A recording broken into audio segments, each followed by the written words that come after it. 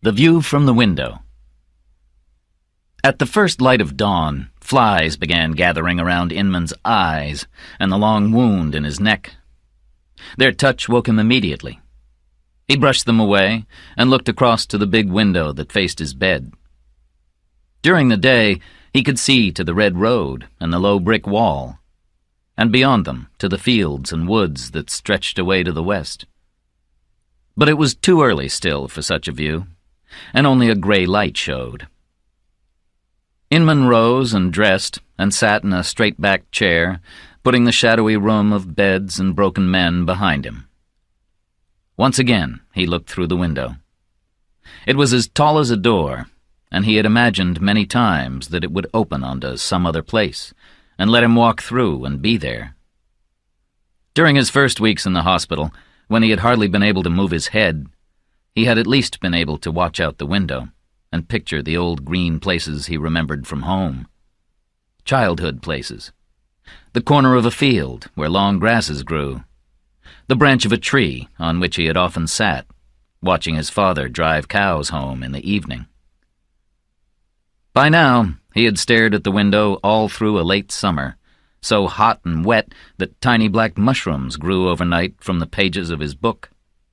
Inman suspected that the gray window had finally said all it had to say. This morning, though, it surprised him, because it brought him a lost memory of sitting in school beside a similar tall window, looking out over fields and low green hills to the great height of Cold Mountain. It was September. The teacher was a round little man, hairless and pink-faced. He talked through the morning about history, teaching the older students about grand wars fought in ancient England. After ignoring him for a time, the young Inman had taken his hat from under his desk and thrown it through the window. It flew high in the air and landed at the edge of a field.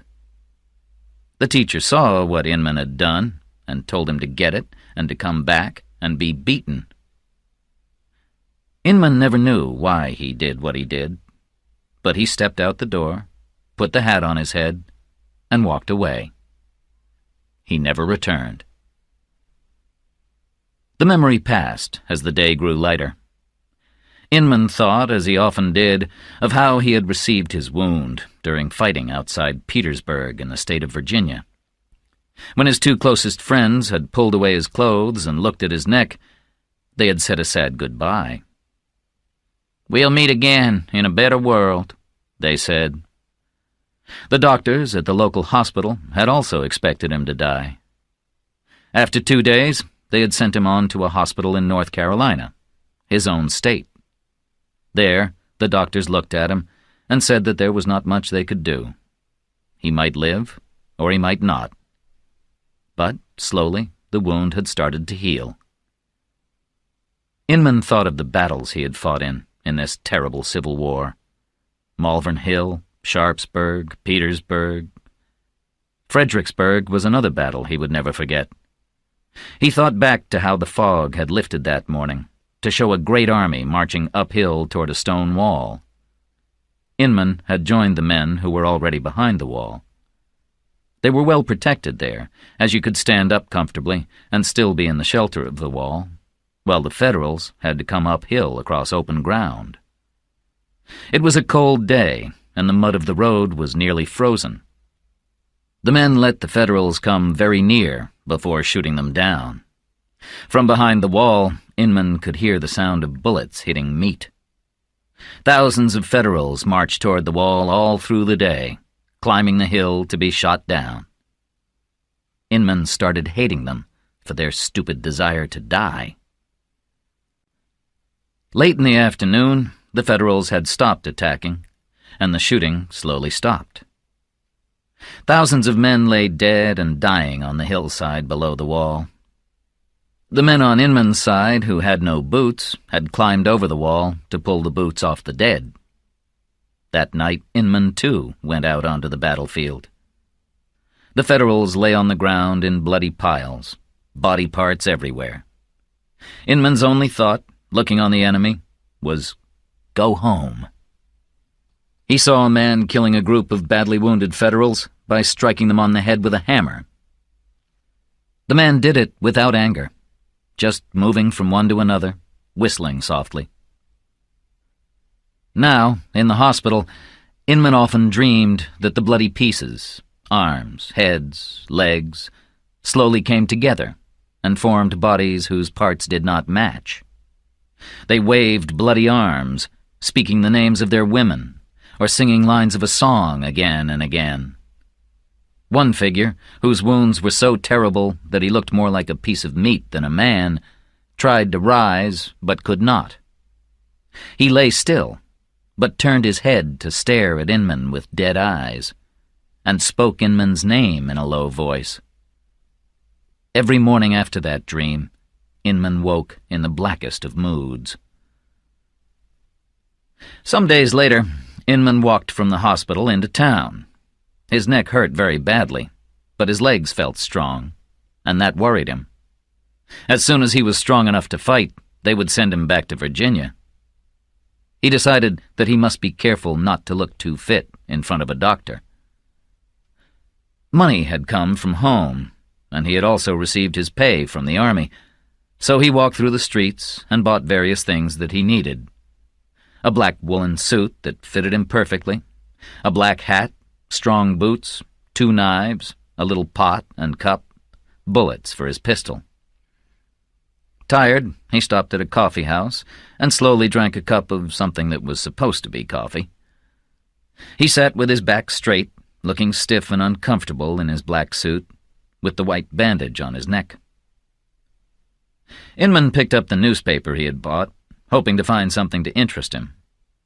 On the 3rd page, he found a notice from the state government stating that deserters would be hunted down by an organization called the Home Guard.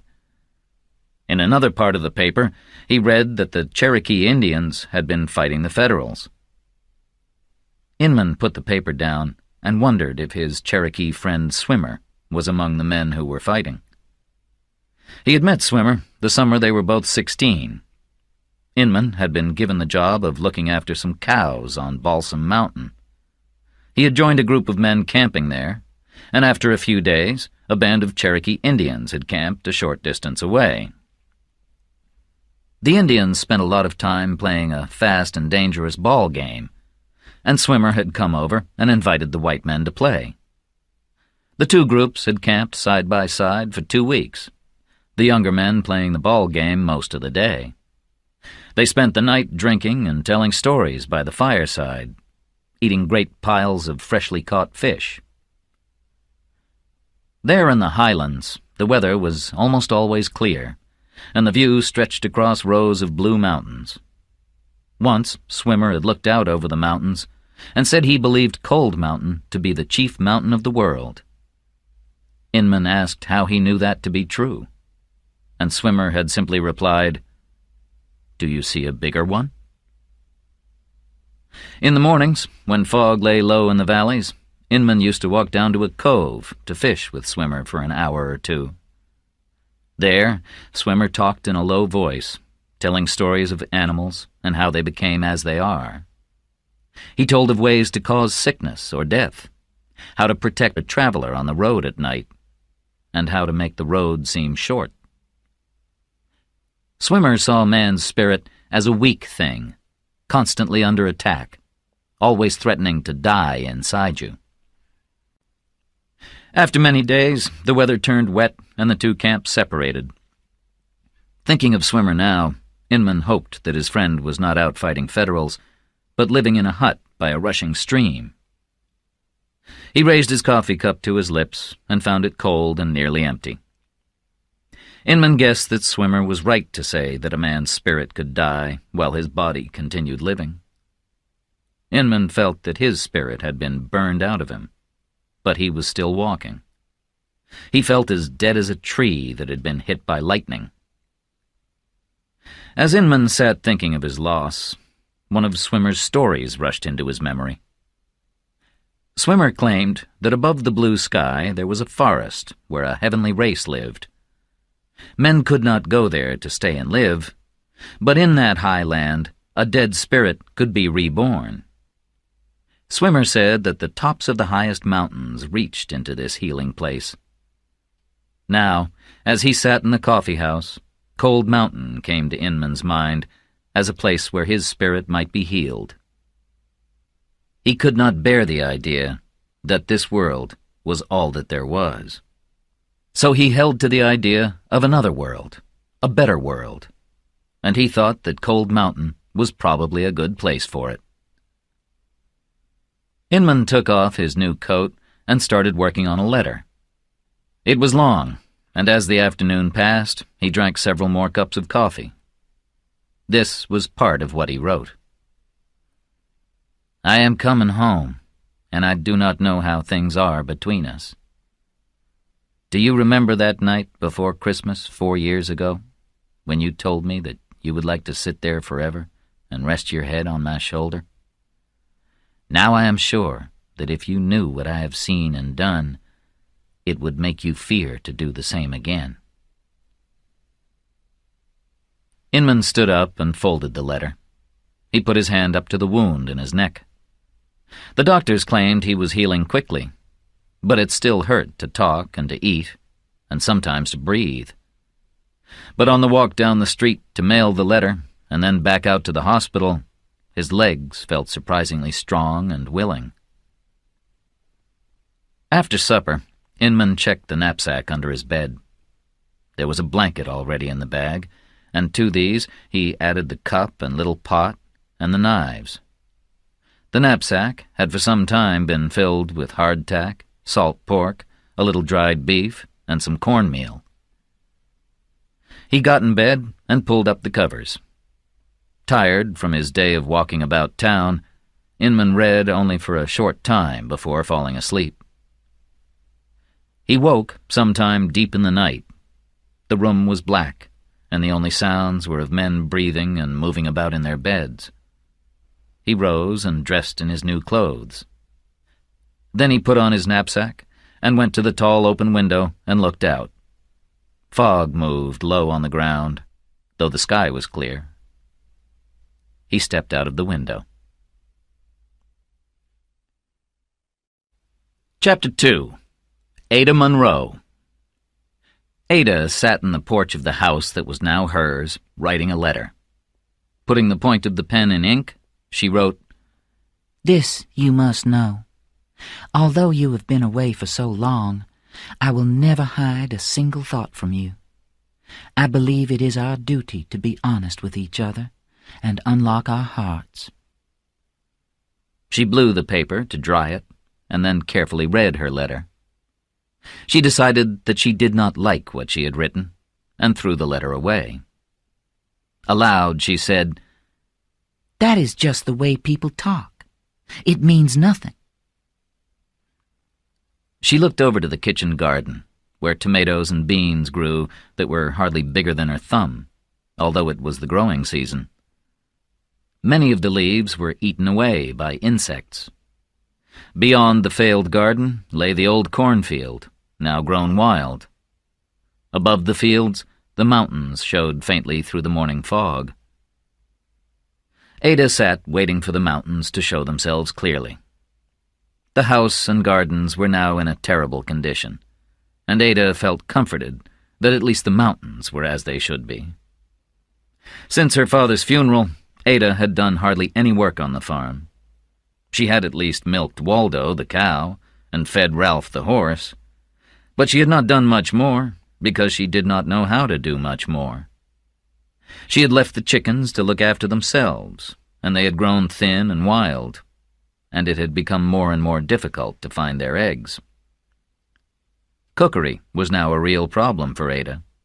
She was constantly hungry, having eaten little through the summer except milk, fried eggs, salads, and tiny tomatoes. She had been unable to make butter. She wanted to eat a chicken dish followed by a cake, but had no idea how to prepare such a meal. Ada rose and started looking for eggs. She searched everywhere, but found nothing. Remembering that a red hen sometimes sat in the big bushes on either side of the front steps, she went to one of the bushes and tried to look inside it. Folding her skirt tightly around her, she went on her hands and knees into the empty space in the center of the bush. There were no eggs there. But as she sat there, she was reminded of times in her childhood when she and her cousin Lucy had hidden in bushes like this one. Looking up through the leaves at the pale sky, Ada realized that she wished never to leave this fine shelter. When she thought about what had happened to her recently, she wondered how her father had allowed her to grow up so impractical. She had grown up in Charleston, and her father had given her an education far better than most young girls received. She had become a clever, loving daughter, filled with opinions on art and politics and literature. She could speak French and Latin quite well, and spoke a little Greek. She was able to sew and play the piano, and was talented at painting and drawing. She read a lot. But none of these things helped her now, as the owner of a medium-sized farm, and she had no idea how to look after it. All her life, Ada's father had kept her away from hard work.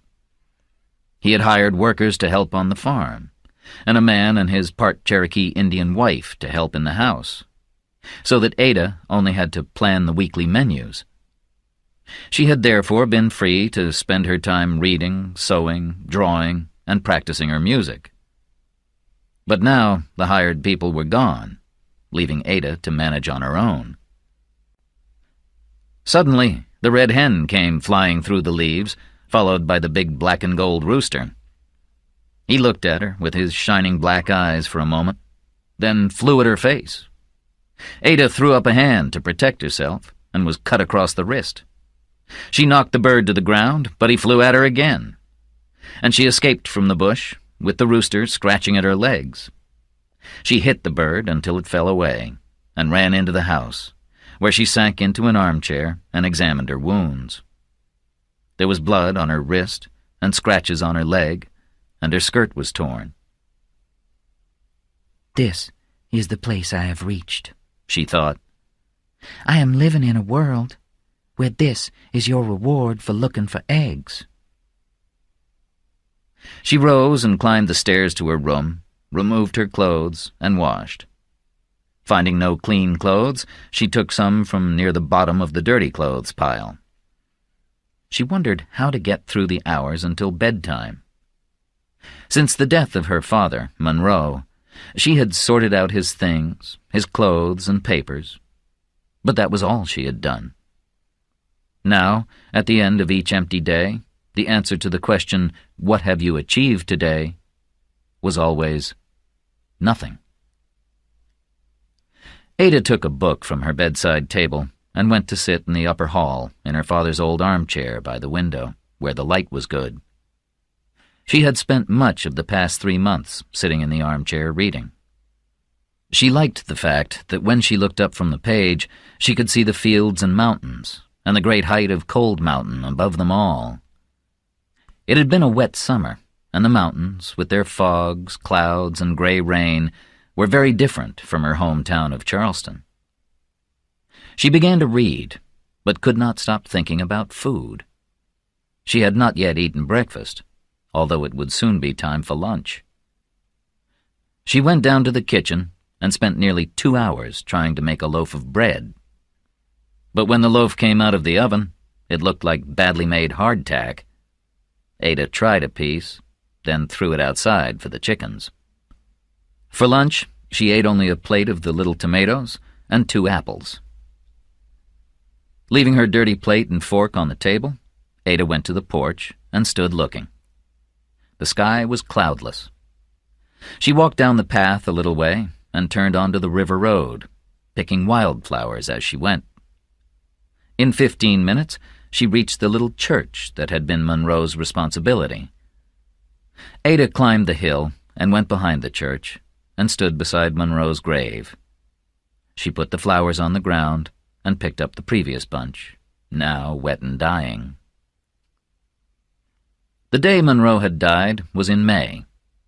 Late that afternoon, Ada had prepared to go out for a time to paint the flowers by the stream. As she left the house, she stopped to speak to Monroe, who sat reading a book under the apple tree in the yard. He seemed tired and said he would sleep, and asked her to wake him when she returned. Ada was away for less than an hour. As she walked from the fields into the yard, she saw that he was lying with his mouth open. She walked up to wake him, but as she approached, she could see that his eyes were open, his book fallen into the grass. She ran the last 3 steps and put her hand to his shoulder to shake him, but she knew immediately that he was dead. Ada went as fast as she could for help, running and walking to her nearest neighbors, the Swangers.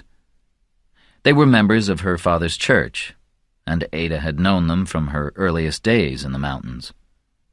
She reached their house breathless and crying.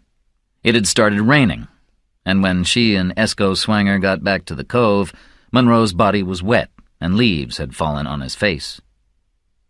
She had spent the night in the Swangers' house, lying awake and dry-eyed, longing for her dead father.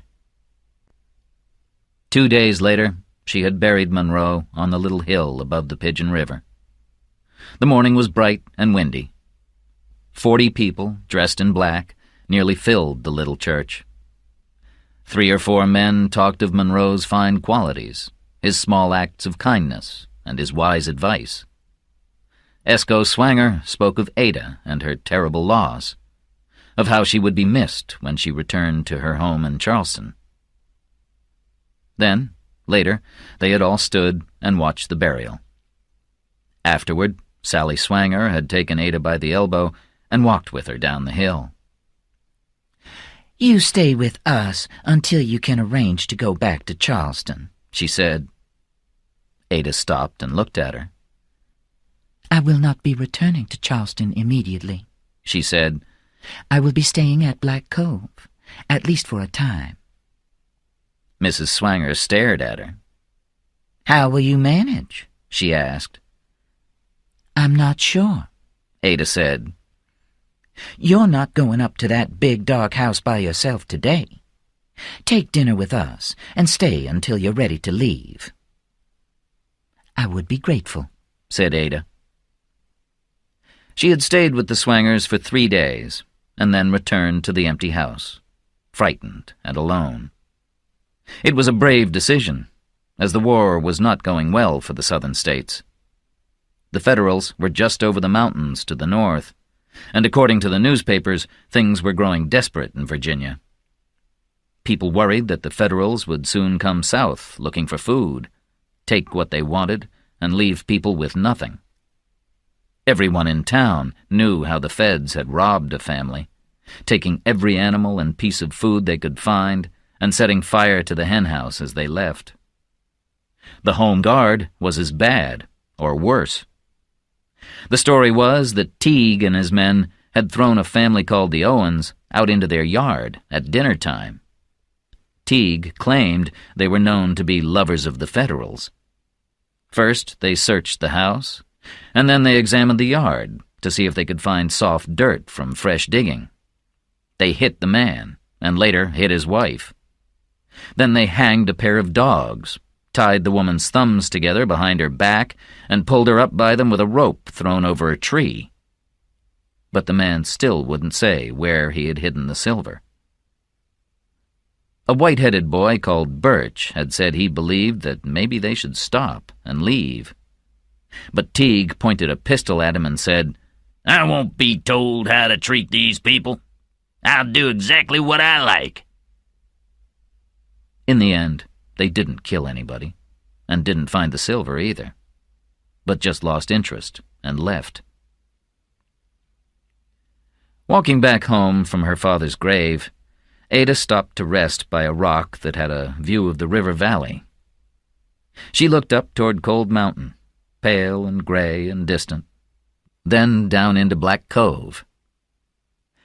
She knew that if she stayed, she would need help, but she doubted that she could find anyone, since all the men fit to work were fighting in the war.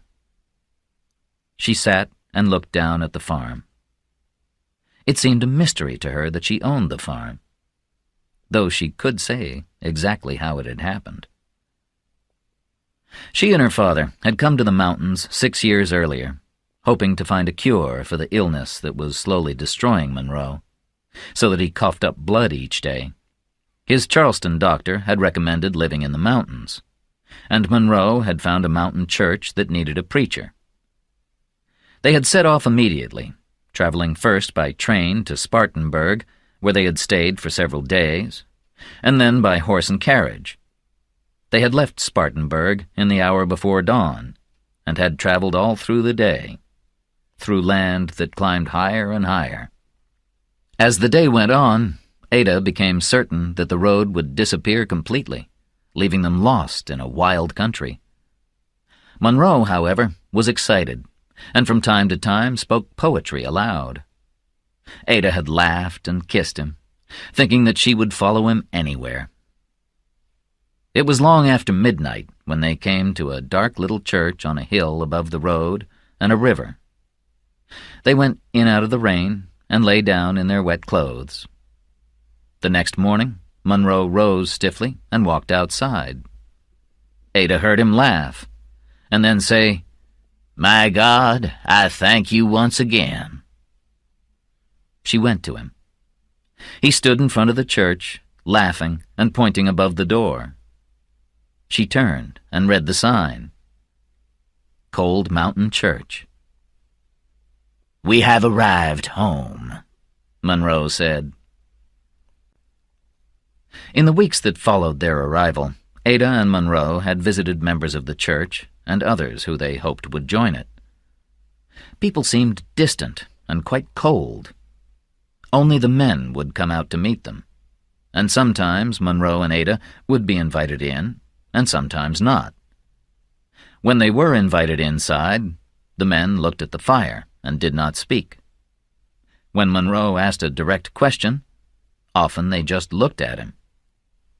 There were hidden people in the house, women, children, and old people, but they never introduced themselves. To Ada, these people seemed to care nothing at all for the things she and Monroe knew. These mountain people clearly saw life very differently.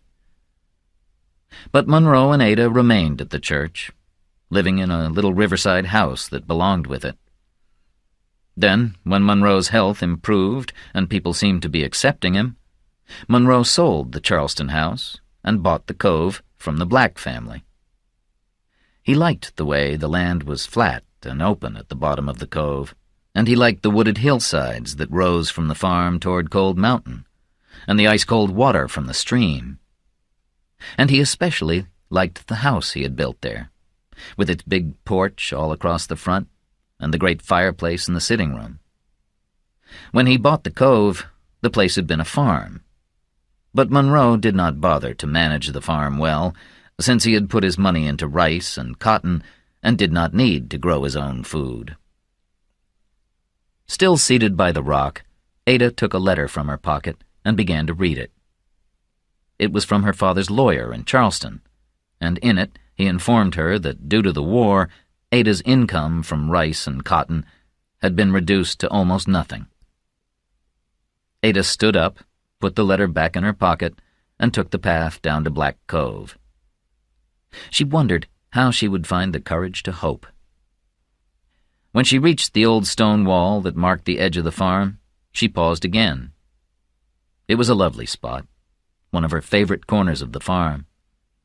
The wall went north to south, and on this sunny afternoon it was warm with afternoon sun. An apple tree grew near it, and a few early apples had fallen into the tall grass. Ada thought it was the most peaceful place she had ever known.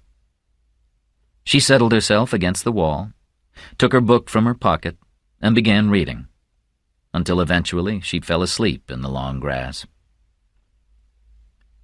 When she woke, it was dark, and a half-moon stood high in the sky. She had never spent a night in the woods alone, but she was less frightened than she expected. She sat for hours watching the progress of the moon across the sky, until the first gray light appeared. In her mind, she considered the possibilities again and again. They were few. If she tried to sell Black Cove and return to Charleston, the little money she would receive would not last long. After a time, she would have to live with friends of her father, probably as a teacher to their children. It was that or marry.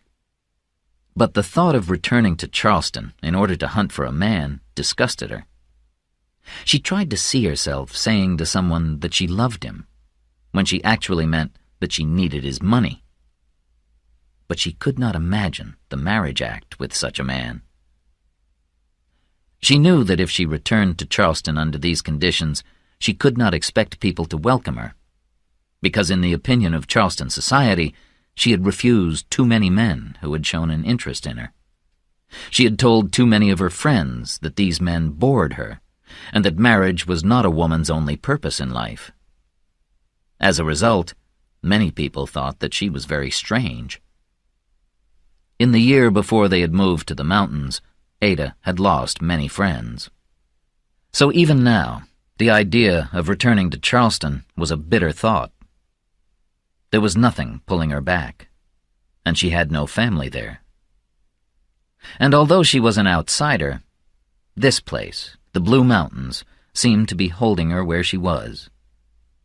The only thought that left her any hope of happiness was this: the land that she could see around her was her own, belonged to her.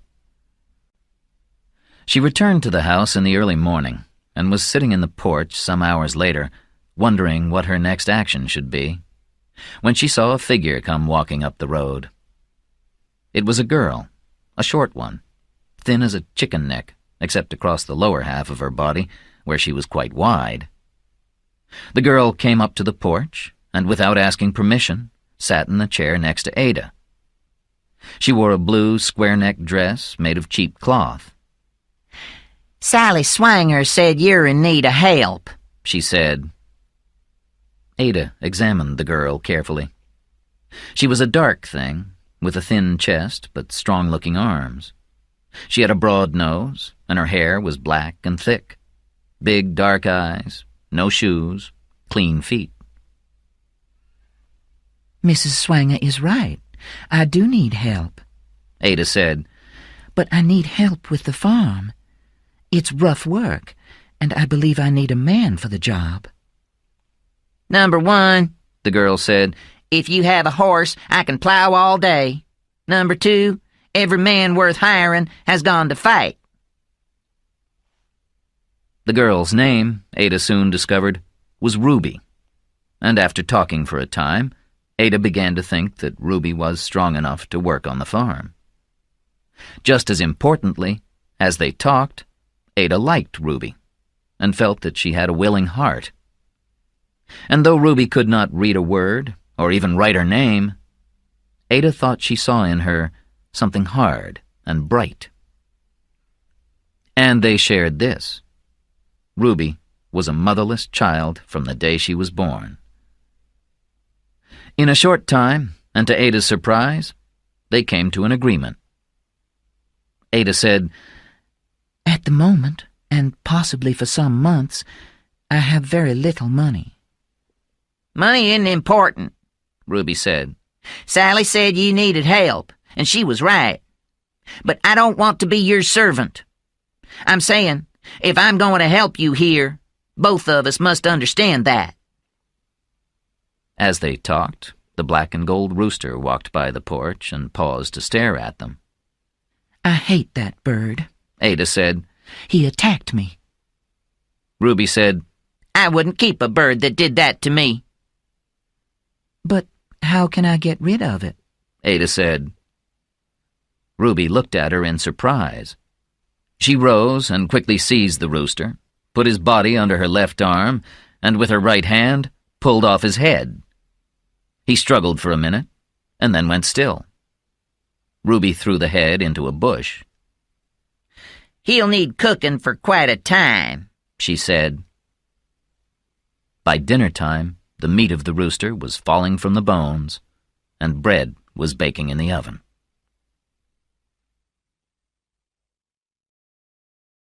Chapter 3. The Journey Begins. It was dawn, and the golden sunlight shone down on a tall man in a black hat with a knapsack on his back, walking west. After the lonely, wet nights he had recently spent, Inman felt half dead. He stopped and put his boot on the roadside fence and looked out across the fields. He tried to greet the day with a thankful heart, but he hated this flat land with its red dirt and bad smell. The wound in his neck felt freshly raw and hurt badly. He put a finger underneath the bandage, and to his surprise realized that the wound had healed over and was no longer a deep red hole. He calculated that although he had been walking for some days, he had not traveled a great distance from the hospital. His wound forced him to walk slowly and rest more often than he wished. He was very tired and also rather lost, still trying to find a route that went directly toward his home in the Appalachian Mountains. But the country consisted of small farms, all cut up by tiny paths that crossed each other, with no signs to say where they were going. He kept feeling that he had been led further south than he wanted. And the weather had been bad, with rain that came suddenly, with thunder and lightning, day and night. Each farm had 2 or 3 dogs, and he was often forced to fight off their attacks. The dogs and the danger of the home guard meant that he was always nervous traveling through the dark nights. The previous night had been the worst. He had heard the sound of horses and had climbed a tree and watched as a pack of home guard came by, searching for men like him to seize and beat and return to the army. When he had climbed down and begun walking again, every tree seemed to have the shape of a man, and once he aimed his pistol at a bush that looked like a fat man with a big hat. That long night finished, his greatest desire now was to climb over the fence, walk out across the fields into the woods, and sleep. But, having at last reached open country, he needed to move on. So he took his foot off the fence and continued walking. The sun climbed the sky and turned hot, and all the insect world seemed interested in Inman's body.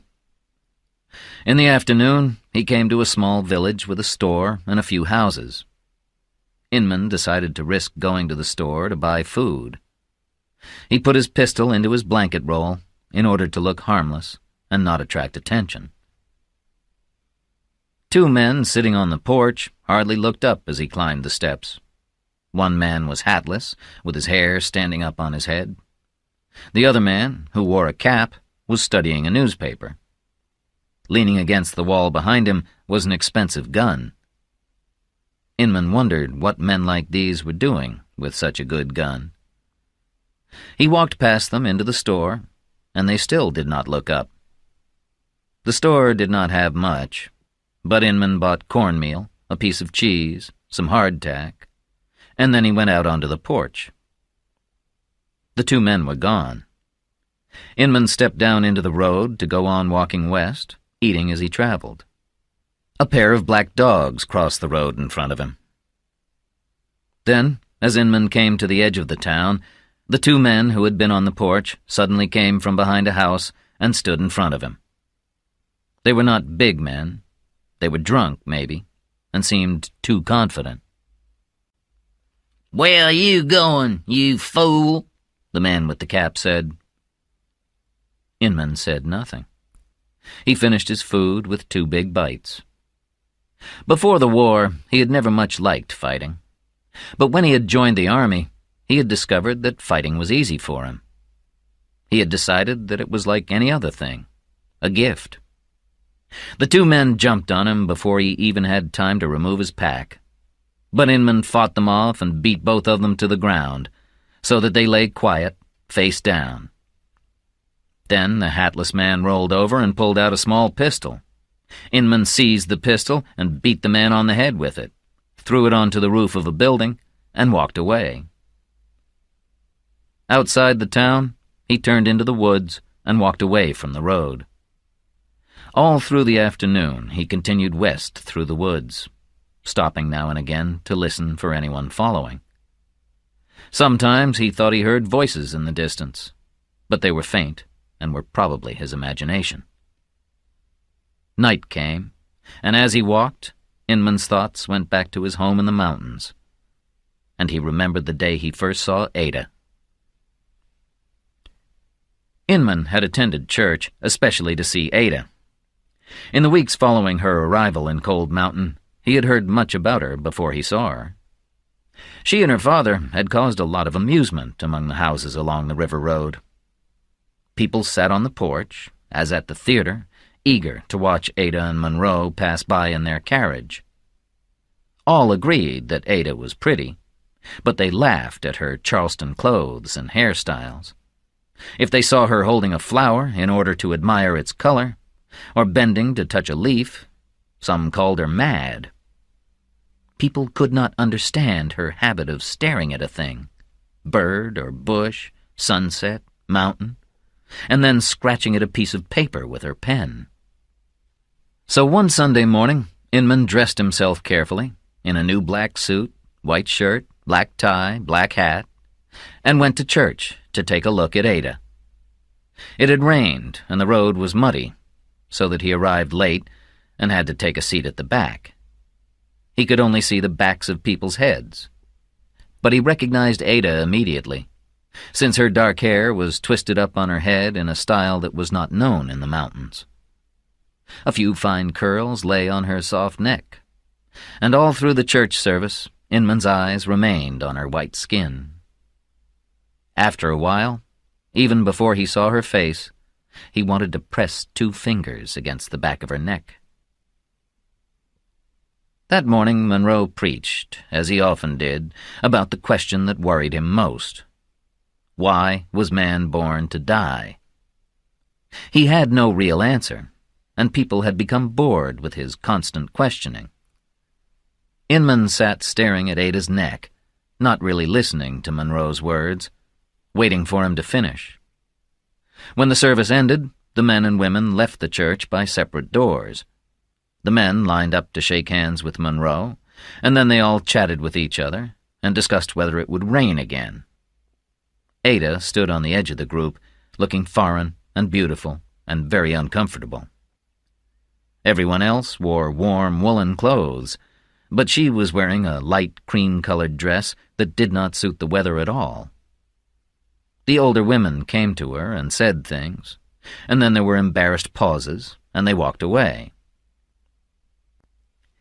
"If I went and told her my name, do you think she'd answer me?"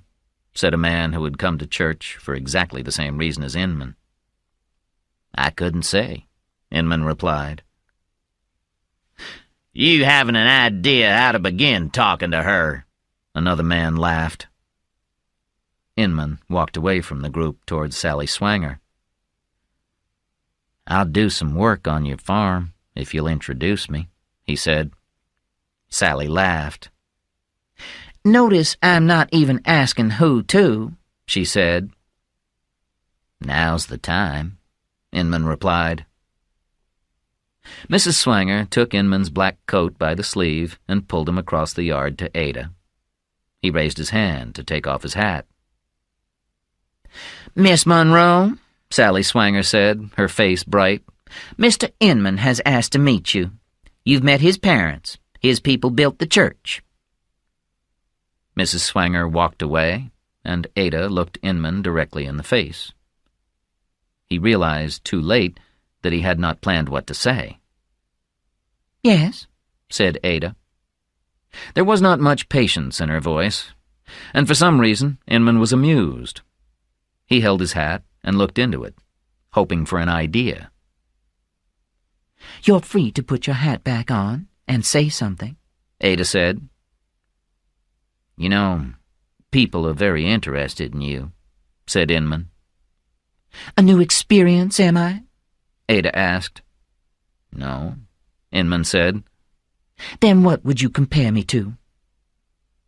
"Like picking up a thistle," Inman said. Ada smiled, liking the comparison. "Tell me this," she said.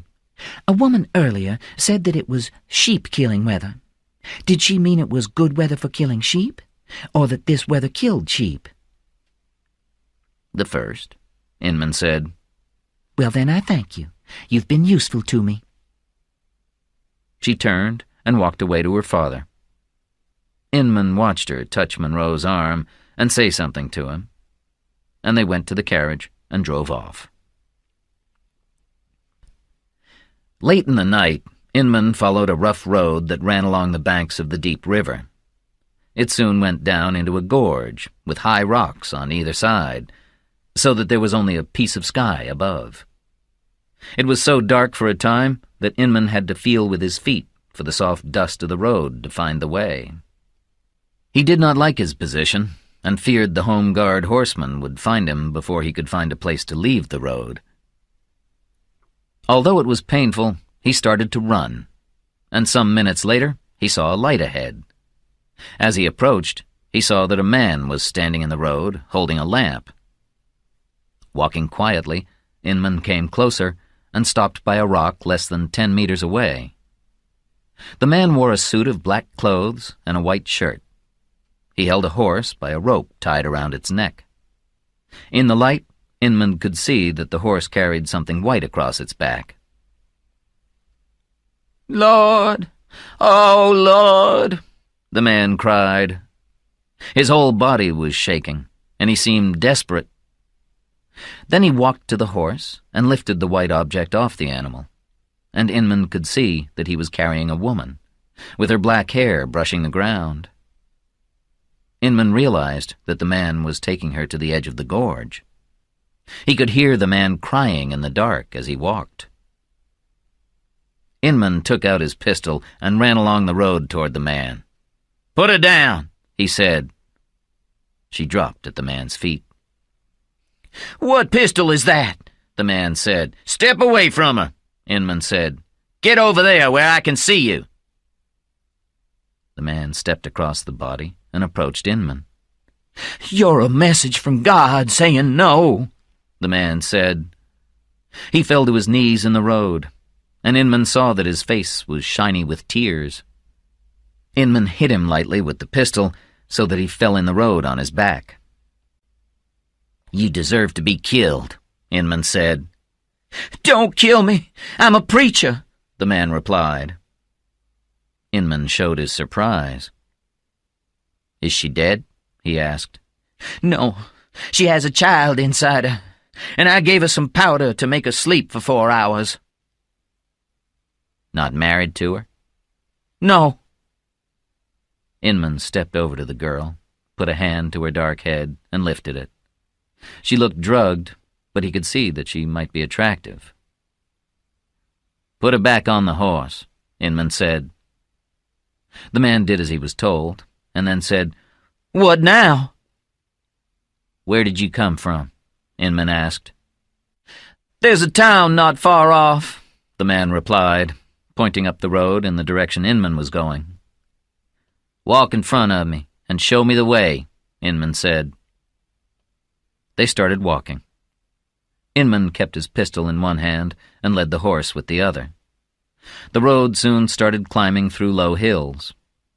They walked in silence for some time, until finally the preacher said, "What do you intend doing with me?" "I'm thinking about it," Inman said. "How did you get into this trouble?" "It's hard to say. No one in town knows about us. She lives with her deaf old grandmother, and it was easy for her to come away at midnight and lie on a riverbank with me until the first birds began to sing." "You were going to throw her into the gorge like a dead pig." "Well, yes, but I had to think about my position. If we had been found out, I would have been chased out of town. Believe me, I spent many nights worrying about what to do." "Why didn't you marry her?" "I had already asked another woman to marry me." "Then you shouldn't be a preacher," Inman said. They walked on and came to a small town on the riverbank. "I'll tell you what we're going to do," Inman said. "We're going to put her back in her bed." They entered the town. "Which house?" Inman said. The preacher pointed down the road to a tiny house. When they reached it, Inman took the rope off the horse and tied the preacher by his neck to a tree. "Stand here quietly, and we'll live through this," he said. He lifted the girl from the horse, with one arm under her waist and another under her soft legs. Her dark head rested helplessly on his shoulder. I ought to kill him, Inman thought. He carried the girl to the house, put her down by a bush, and looked in through a window. An old lady slept on a bed by the fire, with her mouth open. The door was not locked, and Inman put his head inside. "Hey," he said, but the old lady did not move. There was an empty bed at the end of the room, and Inman stepped outside, picked the girl up, and carried her to the bed. He pulled off her shoes and covered her to her chin. Then he left her and walked back out to where the preacher stood tied to the tree. He took pen and ink and paper from his knapsack and found a place where the moonlight came through the trees. He wrote the story down, then put the paper in a tree branch where the preacher could not reach it.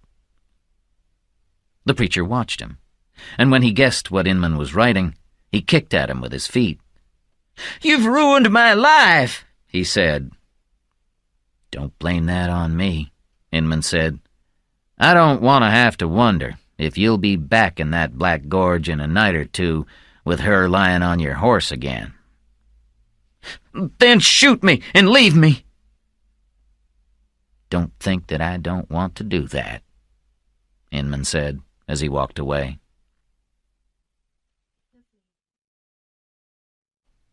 Chapter 4. Ruby. That first morning, Ada and Ruby agreed that Ruby would move to the cove and teach Ada how to manage a farm. There would be very little money involved in her pay. They would take most of their meals together, but Ruby did not want to live with anyone else and decided she would move into the old cabin near the house. After they had eaten their first dinner, Ruby went home and gathered her belongings. She came back to Black Cove with them, and seldom thought about the past again. The two women spent their first days together listing the things that needed doing. They walked together around the farm, Ruby looking around a lot, talking constantly. She had ideas about everything. The most urgent matter, she said, was to start a good vegetable garden. She suggested that they clear the old cornfield. She wanted more chickens and thought of buying a pig. She was delighted by the number of apple trees and said that they could sell the apples in October. She was also pleased with the tobacco field. The tobacco plants were tall and strong, and she thought they could sell them in exchange for seed and salt and other things they could not produce themselves.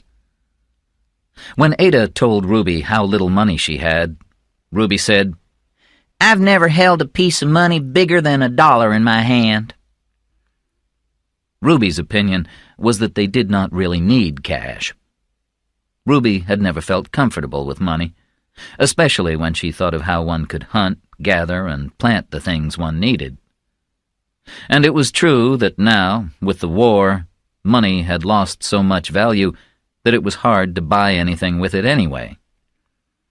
On their first trip together into town, they could not believe that they had paid $5 for a small packet of needles.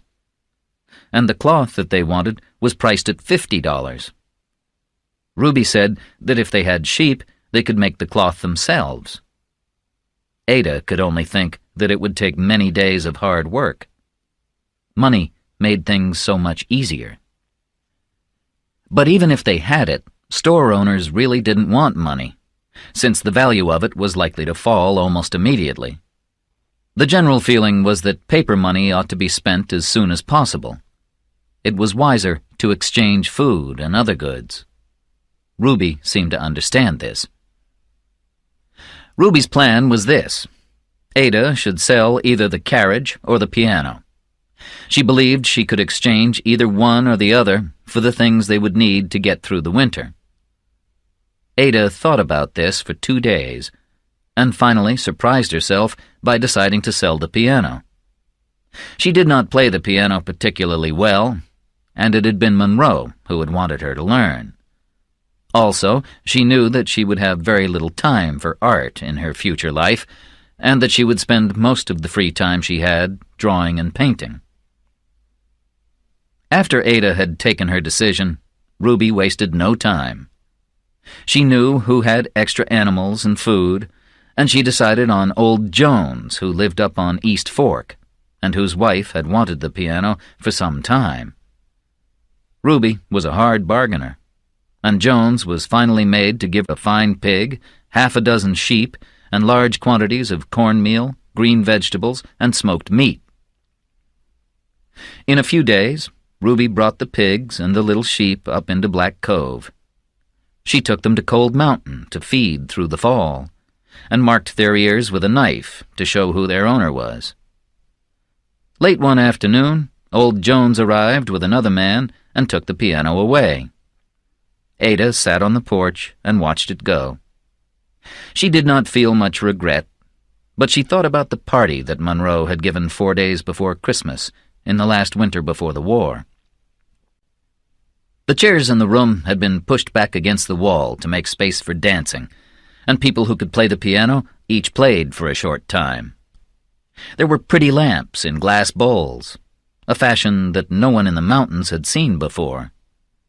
On the dining room table, there were tiny cookies, cakes, and brown bread, and sweet-smelling pots of tea. In the early evening, people sat and talked in groups of the same sex. Ada sat with the women, but looked interestedly around the room. 6 old men sat in chairs near the fire and discussed the worsening political situation. The sons of the most valued members of the church sat in a corner of the room and talked loudly. Women of mixed ages sat in another corner. Sally Swanger wore a new pair of fine shoes and sat waiting for comments on them, holding her legs stiffly out in front of her. Later the groups mixed, and some stood around the piano and sang, and then some of the younger people danced. As the evening continued, Ada realized that she had had too much to drink. Her face felt hot, and her neck was wet under her pretty green dress. Sally Swanger, who had also had too many glasses of wine, took Ada's arm and in a whisper said, "That Inman boy's just got here. I shouldn't say this, but you ought to marry him. The two of you'd make pretty brown-eyed babies." Ada had been shocked by the comment, and her face had gone bright red, so that she had to go to the kitchen to calm herself. But there she was surprised to find Inman alone, sitting in the stove corner. He had arrived late, having ridden through a slow winter rain, and he was warming up and drying out before joining the party. He wore a black suit and sat with his legs crossed.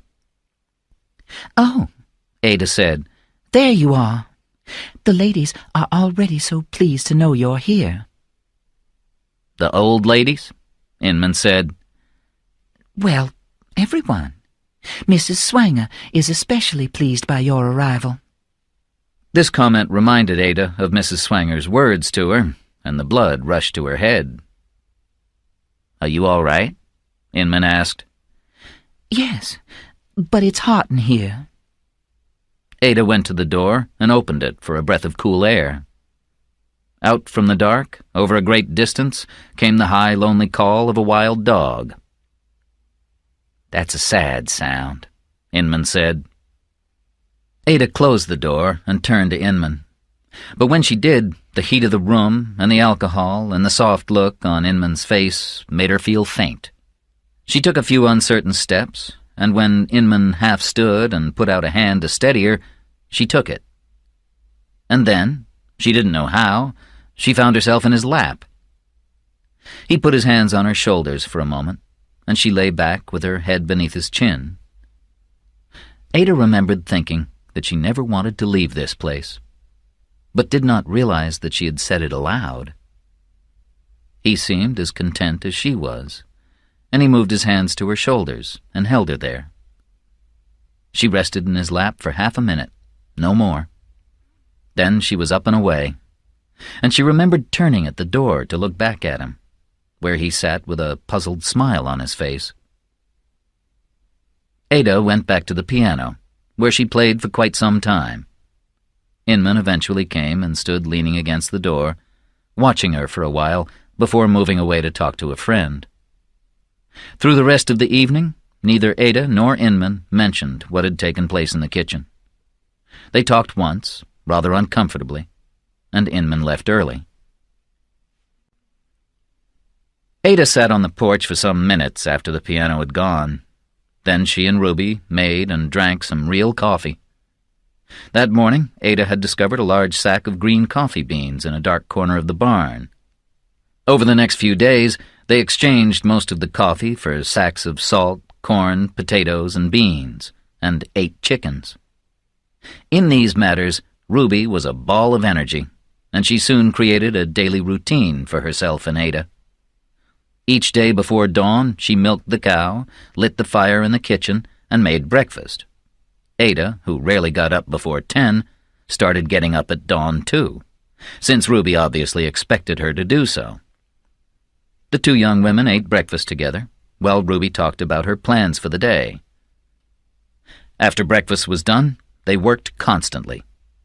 On days when there was not one big thing to do, they did many small ones. That first month, Ruby made Ada understand that she needed to get her hands dirty if she wanted food on the table. She made Ada work when she did not want to, made her wear dirty clothes while she dug in the earth. She taught Ada how to turn cream into butter and how to cut the head off a chicken. And Ada did these things, because somewhere inside her, she knew that another person might walk away and let her fail. Ruby would not let her fail. The only moments of rest were after the supper dishes had been put away. Then Ada and Ruby sat on the porch, and Ada read aloud. Then, when it became too dark to read, Ada closed the book and asked Ruby about herself. Over a period of weeks, she learned the story of Ruby's life. Ruby had never known her mother, and her father, a man called Stobrod Thews, had never had a job for more than a week or 2. They lived in a cabin that had a dirt floor and no ceiling. On many mornings, Ruby had found snow on top of her bed cover when she woke. Stobrod did not look after their home, and in Ruby's opinion was little more than an animal. Ruby had to find her own food soon after she learned to walk, and was forced to depend on the kindness of the women on neighboring farms. One night, when Ruby was 4, she was returning from a farm when her dress got caught in a bush. Ruby spent the night by the bush, unable to get away. She never forgot those dark hours. It was cold near the river, and she remembered shaking with cold and crying for many hours, calling out for help, frightened of the wild animals that might come and eat her. But later, she was spoken to by a voice in the dark. She felt that a gentle spirit had come to look after her. She remembered every star pattern that passed across the sky, and every word spoken directly to her heart by the calm voice that comforted and protected her all through the night. The next morning, a man found her, and she walked home and never spoke a word to Stobrod about it. He did not ask where she had been. But she still heard the voice in her head. And after that night, she seemed to know things that others had no idea about. As she got older, she and Stobrod had lived off what Ruby grew on their little bit of land. Her father, who loved to drink, often disappeared for many days, walking 50 kilometers for a party, or going off into the woods. So everyone was surprised when in the first days of the war, Stobrod joined the army. He rode off one morning, and Ruby had not heard from him since. As he had taken the horse, Ruby could not even plow the land. The first year of the war had been hard for her, but she had fed herself by using Stobrod's gun to go hunting in the woods. At present, Ruby believed she was 21 years old, although Stobrod was not certain of either the year of her birth or the day. He could not even remember what season it had been when she arrived. End of CD 1. Chapter 5. The Home Guard. Inman walked through days of cooling weather, blue skies, and empty roads.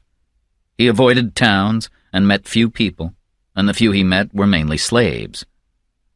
The nights were warm and lit by big moons, and day after day passed with nothing much happening. As he walked, Inman often thought of Ada, and of one evening in particular, that Christmas 4 years ago when she had fallen into his lap. It seemed like another life, another world. He remembered her weight on his legs, her softness, and the sweet smell of her hair. She had leaned back and rested her head on his shoulder. Then she had sat up, and he had put his hands on her shoulders. He had wanted to put his arms around her and hold her tight, but she had stood up and pulled at her skirt and smoothed her hair. "Well," she had said. "Well." Inman had leaned forward and taken her hand and put his lips to her wrist. Ada had slowly taken her hand away and then stood looking down at it. "That was unexpected," she said. Then she had walked away. He was thinking of her once more when, one day in the early afternoon, he saw a figure in the distance behind him, walking fast. Inman waited until he came to a bend in the road, and then he went into the woods and hid behind a tree trunk. Soon the walker came around the bend. He had no hair and wore a long gray coat and carried a knapsack. As the man came nearer, it became plain that he had been badly beaten. When the man raised his blue eyes from the ground, Inman realized that it was the preacher. Inman stepped into the road and said, "Hello." The preacher stopped and stared. "Good God," he said. "What happened to you?" said Inman. "When they found me and read your note, a number of men gave me a beating. They threw my clothes in the river and shaved my head. I was told to get out of town or they would hang me." "I can imagine," Inman said. "What happened to the girl?" "Oh, Laura Foster. She couldn't remember anything. When they discover she's going to have a child, people will talk about her for a time. In 2 or 3 years, she'll marry an old man who wants a pretty woman." Inman started walking along the road, and the preacher, whose name was Veazey, started walking with him. "Since you appear to be going west, I'll just walk with you if you don't mind," he said. "But I do mind," Inman said, thinking it was better to go alone than with a fool for a friend. But Veazey continued to walk beside him, talking all the time. He seemed desperate to tell Inman the story of his life and share all the mistakes he had made. He was not a success as a preacher. That was clear even to Veazey. "I'm going to Texas to start a new life," Veazey said. "They say it's a land of freedom. I'll claim some land and keep cattle." "And how will you buy your first cow?" Inman asked. "With this." Veazey pulled a gun from under his coat. "I stole it a day or 2 ago." He sounded as pleased as a boy who had stolen a cake from a neighbor's kitchen. Inman and Veazey had not traveled far when they came to a tree that had been cut down. Beside it lay a long saw. "Look," Veazey said, "someone would pay a lot of money for that." He went to pick it up, and Inman said, "The woodcutters have just gone to get their dinners. They'll be back soon." "I don't know about that. I just found a saw by the road. I'll sell it to the first man we meet," Veazey replied. "For a preacher, you seem very happy to take other people's property," Inman said. They walked on, and after a time saw a man standing below the road, looking at a large black bull that lay dead in the shallow water of a stream. The man saw them passing and shouted to them for help. Inman climbed down, and Veazey put the saw by the roadside and followed. They stood beside the man and looked at the bull, which had flies all around it. The man was in late middle age, with a big chest, dark eyes, and a little round mouth. "How do you aim to get it out?" Veazey asked. The man pointed to a rope that lay beside him. Inman looked at him and Veazey, then at the bull. "We could try to pull it," he said, "but it's a big animal. We'd do better to think of another way." The man ignored him and tied the rope onto the bull's neck, and they all took hold of the rope and pulled. The body did not move. After some more useless pulling, without saying anything, Inman put down the rope and went back up to the road. He picked up the saw and returned to the bull, putting the saw to its neck. "Somebody take the other end of this thing," he said.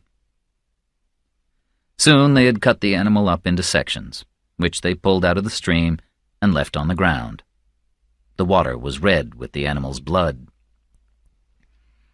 "I wouldn't drink that water for a few days," Inman said. "Come and eat supper with us," the man said. "You can sleep in the barn." "Only if you'll take that saw," Inman replied. "I expect good money for it," Veazey said quickly. "Take it for nothing," said Inman. The man picked up the saw, and the three men walked down the road, which followed the stream. They had not walked far when the man stopped and went to a big tree with a hole in its trunk. He put his arm into the hole and pulled out a bottle. "I've a number of these hidden around for the right moment," he said. They sat against the trunk of the tree and passed the bottle around. The man said his name was Junior, and he started telling stories about his youth and the number of women he had had. He said that all his troubles had begun when he had taken a wife, because 3 years after the wedding she had had a black baby. She had refused to name the father, and Junior had tried to separate from her, but the judge had not allowed it. She had later brought her 2 sisters to live with him, and they had had children while unmarried. Having told his stories, Junior led the 2 men to his house, which was only a short distance away. It was large, and in such terrible condition that it stood at an angle to the ground. They walked into the main room, and Junior immediately went to a cupboard and took out a bottle and 3 cups. The floor, like the rest of the house, was at an angle, and when Inman sat down, he had to stop the chair from sliding over to the wall. They drank for a time, and Inman became a little drunk. Soon Veazey fell asleep where he sat. Then a young woman came wandering around the corner of the house and sat between Inman and Junior. She was fair-haired and round, and wore a cotton dress so thin and pale you could almost see her skin beneath it. Her hair was uncombed, and her dress was pulled up over her knees so that Inman could see the upper half of her legs. Junior said to Inman, "Get this cow to feed you." He rose and walked away. Inman followed the woman, who was called Lila, to the back of the house. There was a barn and a hen house, and in the middle of the yard there was a big fire.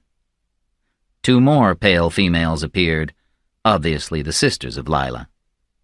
They were followed by 2 dark-haired boys and a thin, pretty girl of 8 or 10. They all gathered about the fire, and Lila said, "Supper done?" Nobody said anything, and one of the sisters picked up a pot and took a deep drink. She passed it along, and when it got to Inman, he drank from it, and it was like nothing he had drunk before. The pot went around a number of times. The sisters took some loaves from the fire and gave them to the children, who tore up the bread and put large pieces into their mouths before disappearing into the house. Then Lila came and stood next to Inman. She put a hand on his shoulder and said, "You're a big man." Inman could not think what to reply. Then one of the other sisters came over and said, "Come eat." Inman carried his knapsack to the porch, and Lila reached out and put it down. As she turned to walk into the house, Inman took the knapsack and pushed it deep into a space between some wood piled high on the porch. He followed the women into the main room and saw that Veazey was still asleep. A lamp was smoking on the table, throwing shadows across the walls and floor. Lila sat Inman at the table, and one of the sisters brought a plate of meat in. Inman could not say what creature it came from. All 3 girls gathered around the table to watch him eat. Then Lila came over to him and rubbed her stomach against his shoulder. "You're a fine-looking thing," she said. Inman's arms and legs felt strangely heavy, and he was unable to think clearly. The young woman took his left hand and put it up under her skirt. "Get out," she said to the sisters, and they left. She climbed onto the table and sat so that her legs were over him. Then she pulled the top of her dress down and leaned forward. At that moment, the door opened, and Junior appeared, holding a lamp in one hand and a gun in the other. "What the hell's going on?" he said. Inman sat back in his chair and watched as Junior pointed the gun at him. This would be a terrible place to die, he thought, but he felt unable to move. Junior looked over to where Veezy slept. "Go wake him up," he said to Lila, and she went to Veezy and bent over him. He woke with her chest in his face and smiled until he saw the gun. "Now you get the other ones," Junior said to Lila. He walked over to her and hit her hard across the face. "Get up," he said to Inman. Pointing a gun at the two men, Junior made them walk out onto the porch. Inman moved slowly and with an effort. Up at the road, he could see faint movements in the dark. As they came nearer, he saw a band of home guards, and behind them, another group of men who were chained to each other.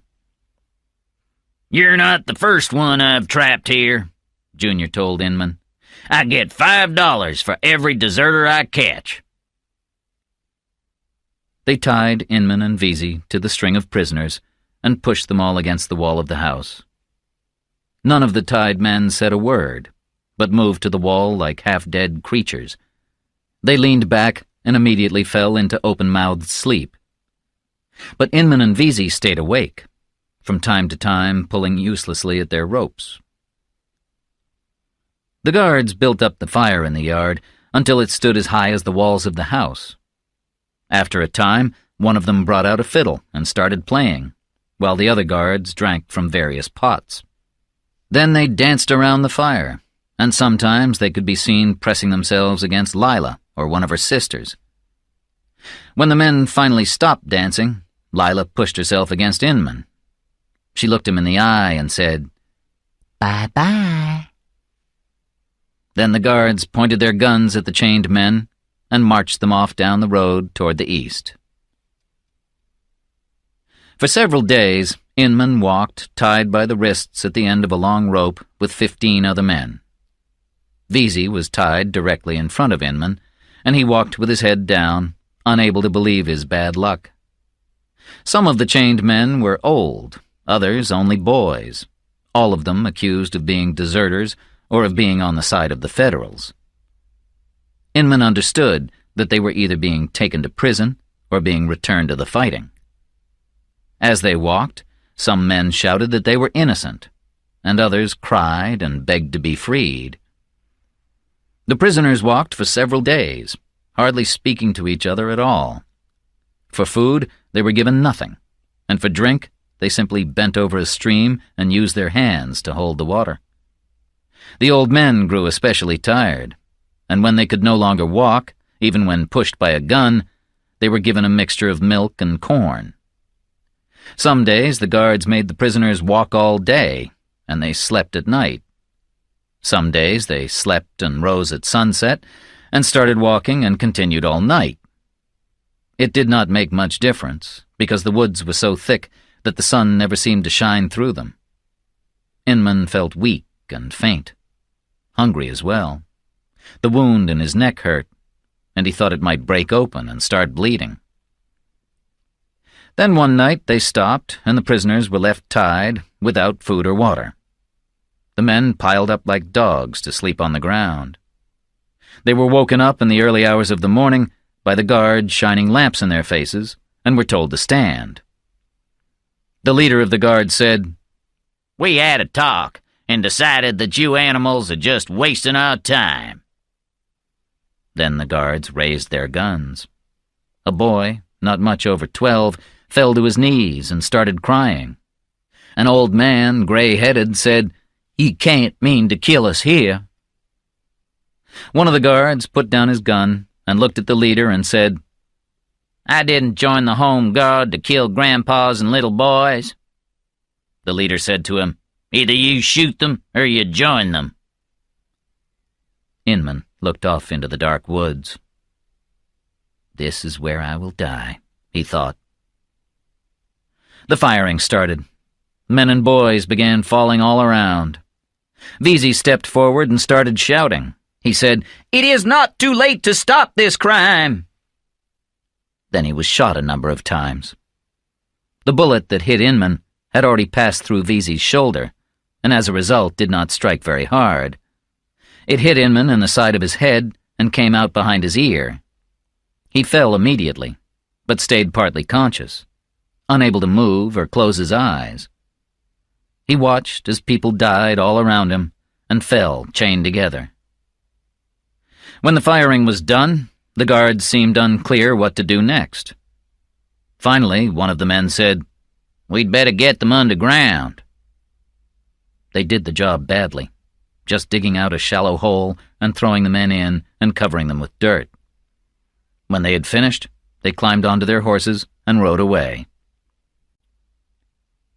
Inman had fallen with his face on his arm, and he was able to breathe because the earth around him was so thin and loose. He lay half-conscious for hours, with the smell of the dirt pulling him down. Dying there seemed easier than not.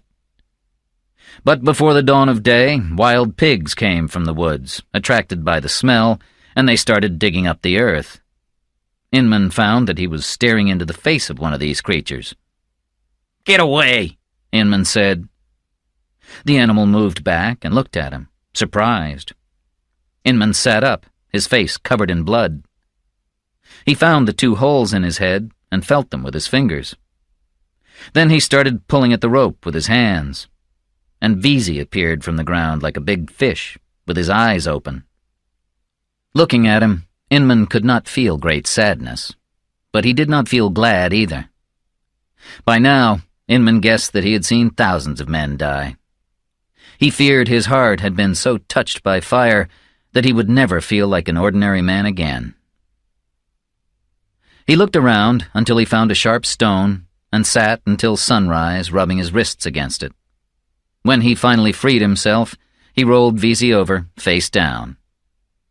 That was all he could do for him. Inman set off, walking west. All that morning he felt that his head would fall into a great number of pieces at his feet.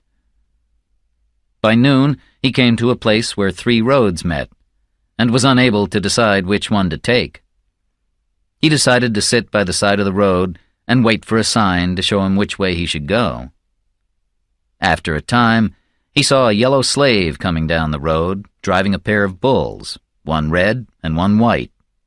They pulled a cart carrying a great number of green apples. "God," said the man, who was thin and strong, "what happened to you?" He reached into the cart and threw a couple of apples to Inman, who ate them like a hungry dog. Then he looked up and said his thanks. "Get on this cart and come with me," the yellow man said. Inman climbed up and sat with his back against the side of the cart. When the yellow man came near the farm where he was owned, he made Inman lie down and covered him with apples. Then he took the cart into a barn and hid Inman under the roof. Inman rested there for some days, spending the time sleeping and being fed by the slaves on fried corn and pieces of meat. When his legs felt strong again, he prepared to set off on his journey once more. His clothes had been boiled clean, and the slaves had given him an old black hat. There was a half moon in the sky, and Inman stood at the door to say goodbye to the yellow man. "You listen," the man said. "There are Federals everywhere around here. Which direction are you going?" "West." The yellow man gave Inman good directions, advising him to go into the mountains in order to avoid the feds. He gave him cornmeal and meat and drew a detailed map for him. Inman put his hands in his pockets for money to give the man. He wanted to be generous, but found his pockets empty and remembered that his money was in the knapsack hidden in Junior's woodpile. "I'd like to pay you, but I've no money," Inman said. "I don't think I'd take it anyway," the man said. Several nights later, Inman stood in front of Junior's house. He went to the back porch and found his knapsack in the pile of wood. He took his pistol out of the knapsack, and the weight of it felt good in his hands. Light was coming from the door of the barn, and Inman went to the door, opened it slightly, and looked inside. Junior stood rubbing salt on some meat. Inman opened the door fully, and Junior raised his face and looked up at him. Inman stepped to Junior and struck him across the face with his pistol, and then hit him until he lay flat on his back, blood pouring from his nose and the cuts on his head. Inman bent down and stared at Junior's face. The creature that lay on the ground was a horrible thing, but Inman feared that all men shared the same nature. He turned and went outside. All that night, he walked north. The yellow man was right, and horsemen passed again and again in the dark. But Inman could hear them coming in time to step into the bushes. When morning came, there was fog, so he was able to light a fire in the woods and boil some meat and cornmeal. He stayed in the woods all day, sleeping and worrying when he heard the sound of horses, his mood as black as night. Chapter 6. The Deserter's Story. One warm afternoon at the start of fall, Ruby and Ada were working in the lower field, which Ruby had planned as the winter garden. Some weeks earlier, they had prepared the garden, plowing the earth and then planting tiny black seeds. The crops were growing well, and Ada and Ruby were pleased with their progress. They had been working among the plants for some time when they heard the sound of wheels and horses. A large cart came around the bend of the road and stopped by the fence. The cart was piled so full of things that the people all walked. Ada and Ruby went to the fence and saw a group of 3 women, half a dozen children, and 2 slaves. The women told them that they were from Tennessee and were on their way to South Carolina, where one of them had a sister. Their husbands were away fighting, and they were escaping from the Federals in Tennessee. They asked if they could sleep in the barn. While Ada took them to the barn, Ruby prepared a meal, killing 3 chickens and cooking them with boiled potatoes and beans. When supper was ready, the group came and sat at the dining room table and ate hungrily. One of the women said, "That was good. For 2 weeks now we've had nothing to eat except dry cornbread." "Why are you on the road?" Ada asked. "The Federals came to our home and robbed even the slaves," the woman said. "They took every bit of food we had and all the jewelry we had hidden. Then they burned down our house in the rain and rode away. We had nothing, but we stayed for 3 days. Then we knew we had to leave." The travelers went off to bed, and the next morning Ruby cooked nearly all the eggs they had and made a cake for the group. After breakfast, Ada drew a map of the area and sent the women on the next part of their journey. Around noon, Ruby said she wanted to check the fruit trees, so Ada suggested that they have their lunch there. They made a picnic and ate it on a blanket spread on the grass. It was a sunny afternoon. Ruby examined the trees and decided that the apples were doing quite well. Then, suddenly, she looked at Ada and said, "Point north." She smiled at the length of time it took Ada to work out which direction north was in. Such questions were a recent habit Ruby had developed. Ruby seemed to enjoy showing Ada how little she knew about the natural world. As they walked by the stream one day, Ruby had asked, "Where does that water come from, and where does it go?" Another day she had said, "Name me 4 plants on that hillside that you could eat." Ada did not yet have those answers, but she felt that she was learning. Now, as they sat on the blanket, she told Ruby that she envied her knowledge of how the world worked. "How did you learn these things?" Ada asked. Ruby said she had learned the little she knew in the usual way. A lot of it was grandmother knowledge, learned from wandering around, talking to any old woman who would talk back, watching them work, and asking questions. Partly, though, She said that it was mostly a matter of careful observation. They sat quietly for a time, and then in the warm, still air of the afternoon, Ruby lay down and slept on the blanket. Ada was tired too, but she fought off sleep like a child at bedtime. She rose and walked beyond the fruit trees to the edge of the wood, where the tall fall flowers grew, yellow and dark blue and gray. Birds flew among the flower heads. Ada stood still, watching the busy movements of insects. On a day like this, despite the war and the hard work the farm needed, she could not see how she could improve her world. It seemed so fine, she doubted it could be done. That evening, after Ruby had gone to bed, Ada remained on the porch, looking out past the fields to the mountains and up to the darkening sky. Everything was becoming still. She remembered that she and Monroe had sat together on a night like this, just after moving to the cove. Monroe had commented that the mountains were signs of another world, a world beyond our own that we deeply longed for. And Ada had then agreed. But now, as she looked out at the view, she thought that this was no sign, but was all the life there is. It was an opposite position to Monroe's, but still created its own powerful longing. Ada left the porch and walked past the barn into the field. The sun was setting fast, and the mountains were gray in the dying light. There was a great feeling of loneliness that Ada had felt in the place from the beginning. Monroe had had an explanation. He said that in their hearts, people feel that long ago God was everywhere all the time.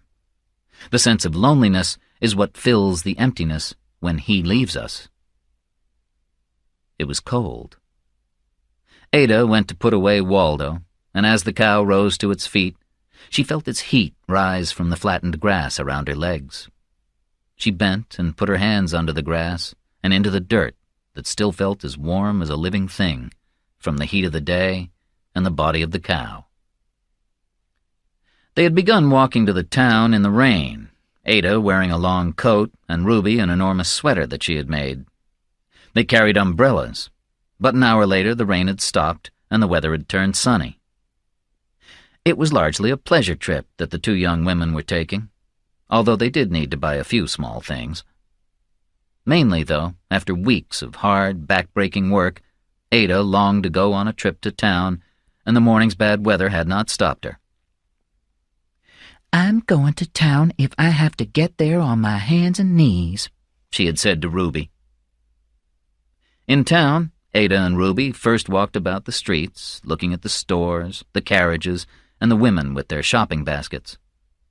The town was small and ordinary, with 11 stores, a church, and a courthouse, a white building set back from the road. There were deep tracks in the streets from the wheels of carts and carriages. Ada and Ruby did their shopping, buying bullets, pencils, and a drawing book. For lunch, they bought beer, hard cheese, and fresh bread, and took it down by the river and sat on rocks to eat. Later, as they walked down the main street on the way out of town, they saw a group of people standing by the courthouse, looking up at a window.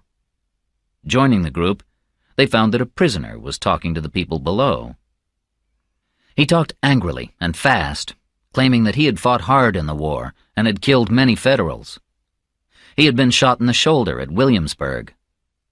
But he had recently stopped believing in the war, and since he had joined the army out of choice, his only crime was his decision to leave and walk home. Now, here he was in prison, and they might hang him, though he had fought like a hero. The prisoner then told the crowd that the Home Guard had taken him some days previously from his father's farm in the mountains. He had been hiding there with other outliers. It had been early evening when the outliers and the prisoner's father had heard the sound of horses approaching. His father took his gun and went out to the road, while the outliers ran to hide in the barn. A small group of horsemen came slowly around the bend. There were 2 great dark men who looked like each other, and a thin white-headed boy wearing farm clothes. The 4th man looked like a traveling preacher in his long black coat and white shirt.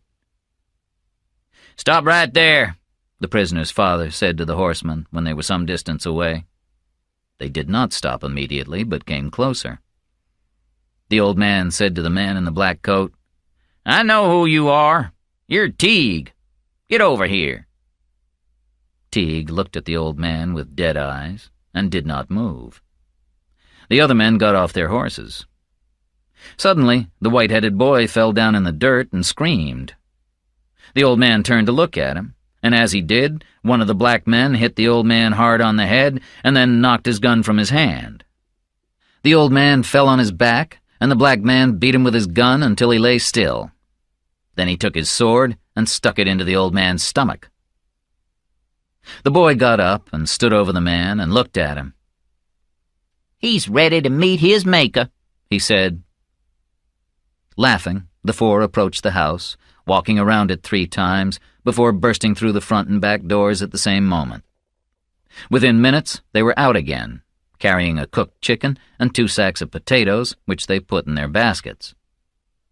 Then, without a word, they went toward the barn. As they approached it, the door flew open and the 3 outliers ran out, holding farm tools as weapons. Teague put his gun to his shoulder and shot the first 2 men, who fell to the ground. The last man, the prisoner, stopped, dropped his weapon, and raised his hands. Teague looked at him a minute, then said to the white-headed boy, "Birch, get me some to tie his hands, and we'll lead him back to town on the end of a line." The boy went to the horses and came back with some rope. But when they tried to tie the prisoner, he fought and screamed. Finally, they managed to throw him to the ground and put his wrists and ankles together. "He's a madman," Birch said. They brought a chair from the house and tied the man into it. "I'm thinking we should hang him from the top of the barn," Teague said. "It'd look better if we brought someone into town now and then," Birch said. The men talked for a while and decided that Birch was right. They tied the chair to the cart that stood in the yard, then fixed the cart to a horse, and set off for town. By the time the prisoner had stopped talking, the sun had set, and Ruby and Ada turned from the courthouse and started walking home. For a time, they were wordless with shock. But later they discussed the prisoner's story. Ada was not sure it was completely true, but Ruby said that it fitted what she knew of men's natures.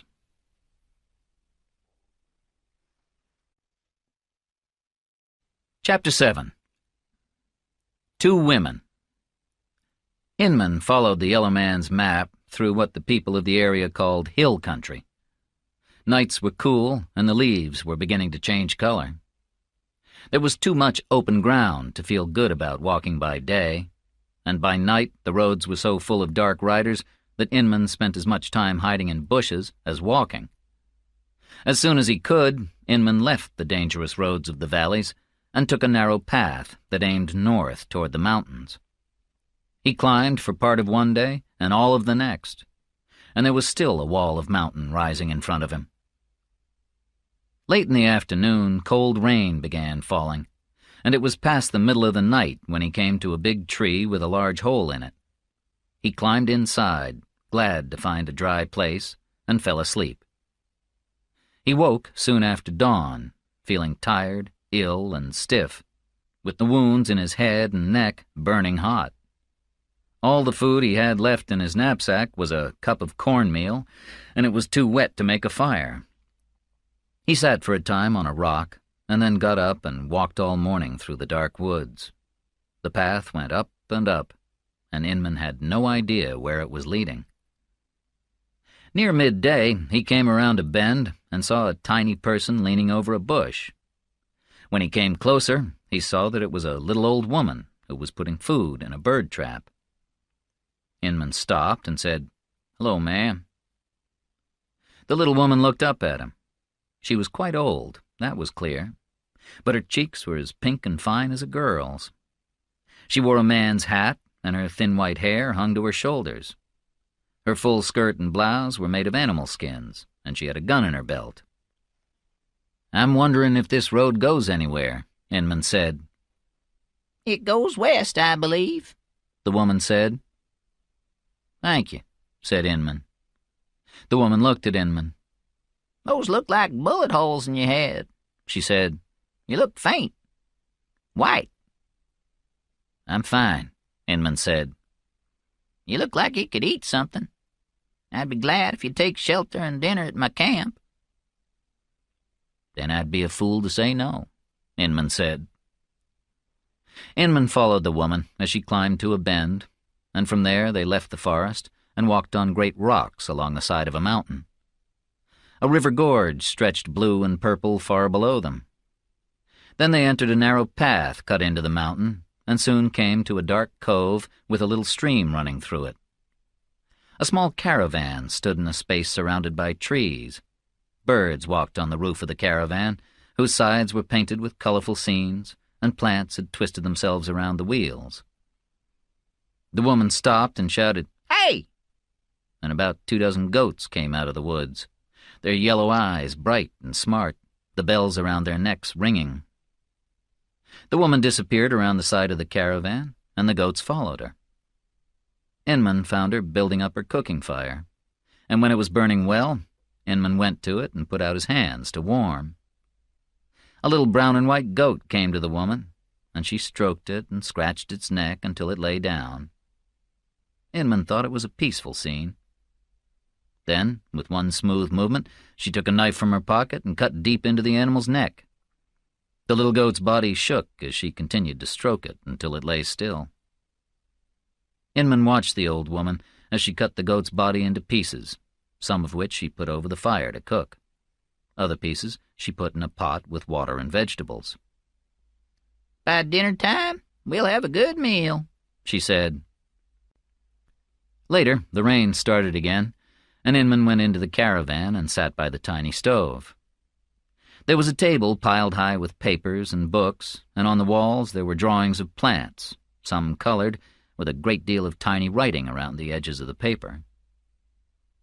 The woman fried some bread and gave it to Inman, together with some meat. "Thank you," said Inman, eating it fast. While he ate, she began making cheese from goat's milk. When she was finished, she handed him some of the milk. Then she sat in a chair by the stove and took her shoes off. "Did you run off from the war?" she asked.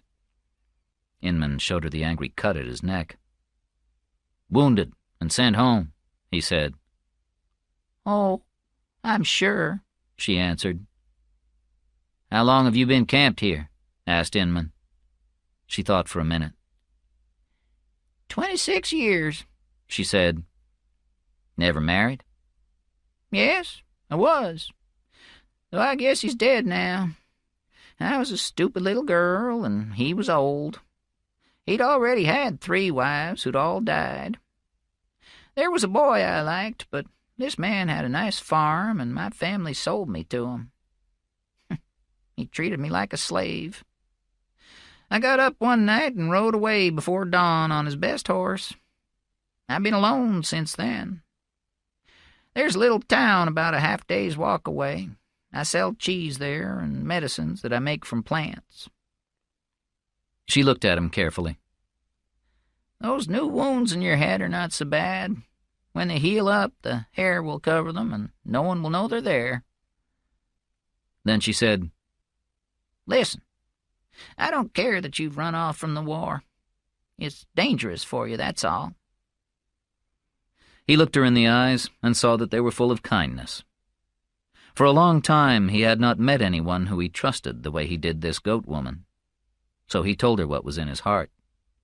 The shame he felt about shooting the Federals, men like him who ran at guns and died. Then he told her how that morning he had found a bush of dusty blue berries. He had picked them and eaten them for breakfast, and watched as some birds had flown across the sky toward the south. At least nature doesn't change, he thought. Inman had seen only change for 4 years, and guessed that people fought wars because they were bored. But sooner or later, you get tired of watching people kill each other. So that morning, he had looked at the berries and felt happy, knowing that nature continued unchanging. The woman thought about what he had said then got up and took a bottle containing a thick liquid from her cupboard. She went to Inman and rubbed the liquid on the wounds on his head and neck. When she had finished, she handed the bottle to him. "Take it with you," she said. "Rub it on thick until it's gone. And take these, too. Take one a day, starting now." She took some large pills from a purse and put them in his hand. Sometime in the evening, they ate the roast meat and the food in the pot.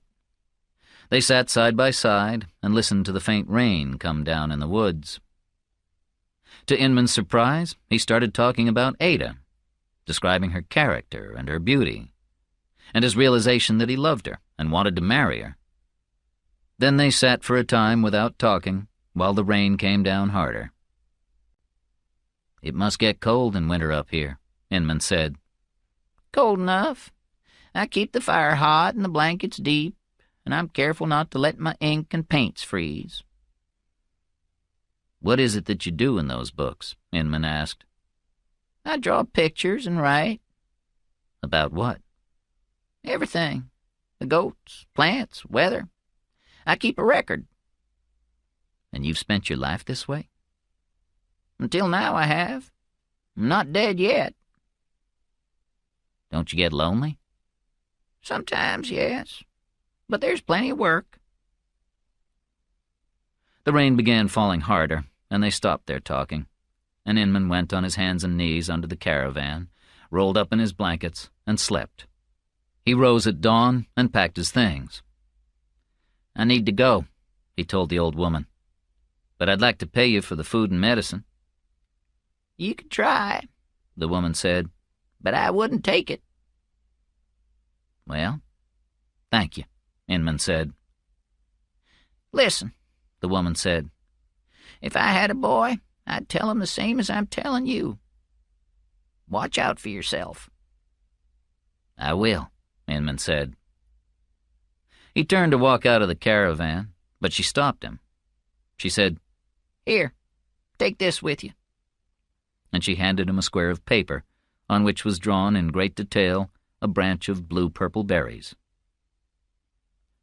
Inman wandered the mountains for days, lost in the fog and rain that never seemed to stop. He used the goat woman's medicine until it was gone, and the wounds in his neck and head had healed.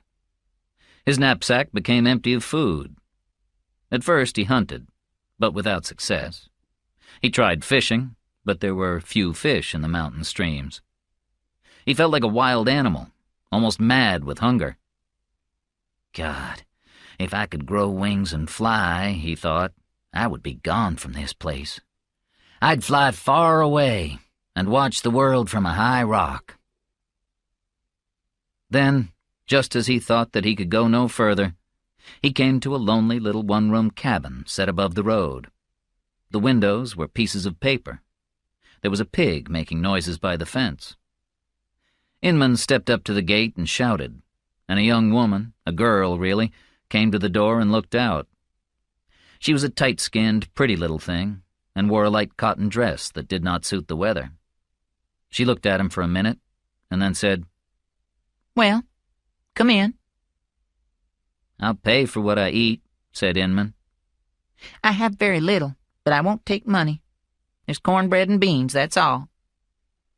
She turned and walked into the house. Inman followed. The room was dark, lit only by the fire, and though there was very little furniture, the room was clean. A small baby lay warmly wrapped on the bed. The woman pulled one of the chairs to the fire and pointed to Inman to sit, and in a minute a faint steam had begun to rise from his wet clothes. She served him a plate piled high with beans and bread. Inman started eating loudly and fast, while the woman sat watching him with some disgust. "I'm sorry. I've not taken actual food in days," he said. "There's no need to be sorry," she replied. Inman looked at her closely for the first time. "How old are you?" he asked. 18. "Name's Inman. Yours?" "Sarah." "Why are you here all alone?" "My man John went off to the fighting. He died some months ago. They killed him up in Virginia. He never saw his baby, and it's just the two of us now. Inman sat silent for a minute. "Do you have any help here?" he said. None. "How do you manage?" I use a little plow to grow corn and vegetables, and there are a few chickens for the eggs. That pig is our food for the winter. I have to kill it soon, but I've never killed a pig before." Listening to her, Inman thought that she would be old in 5 years' time. He saw all the world hanging over the girl like a trap, ready to drop and destroy her. "I could help," he said. I couldn't ask it. I'd have to do it as an exchange. I could clean and sew up the holes in those clothes of yours. And you could put on clothes my man left. He was about as tall as you are. She left the room and returned with a pile of folded clothes, a clean pair of good boots, and a bowl of water and soap. He stepped outside, took off his clothes, and washed himself. Then he dressed. The dead man's clothes fitted quite well, and the boots were perfect. When he went back indoors, he felt like the ghost of her husband. They sat quietly by the fire for a time. Then she said, You'll have to sleep in the hen house. He walked out and took his knapsack and went to the hen house. It was almost freezing, and he rolled himself in his wet blankets. He'd only just fallen asleep when he was woken up by the girl. Come inside, please, she said. And she turned and walked away. When he went back inside, she was in bed, her hair spread thick across her shoulders. If I asked you to lay in bed with me but not do anything else, could you do it? She said. Inman looked at her and wondered what she saw looking back. A stranger filling the clothes of her husband. Yes, he said.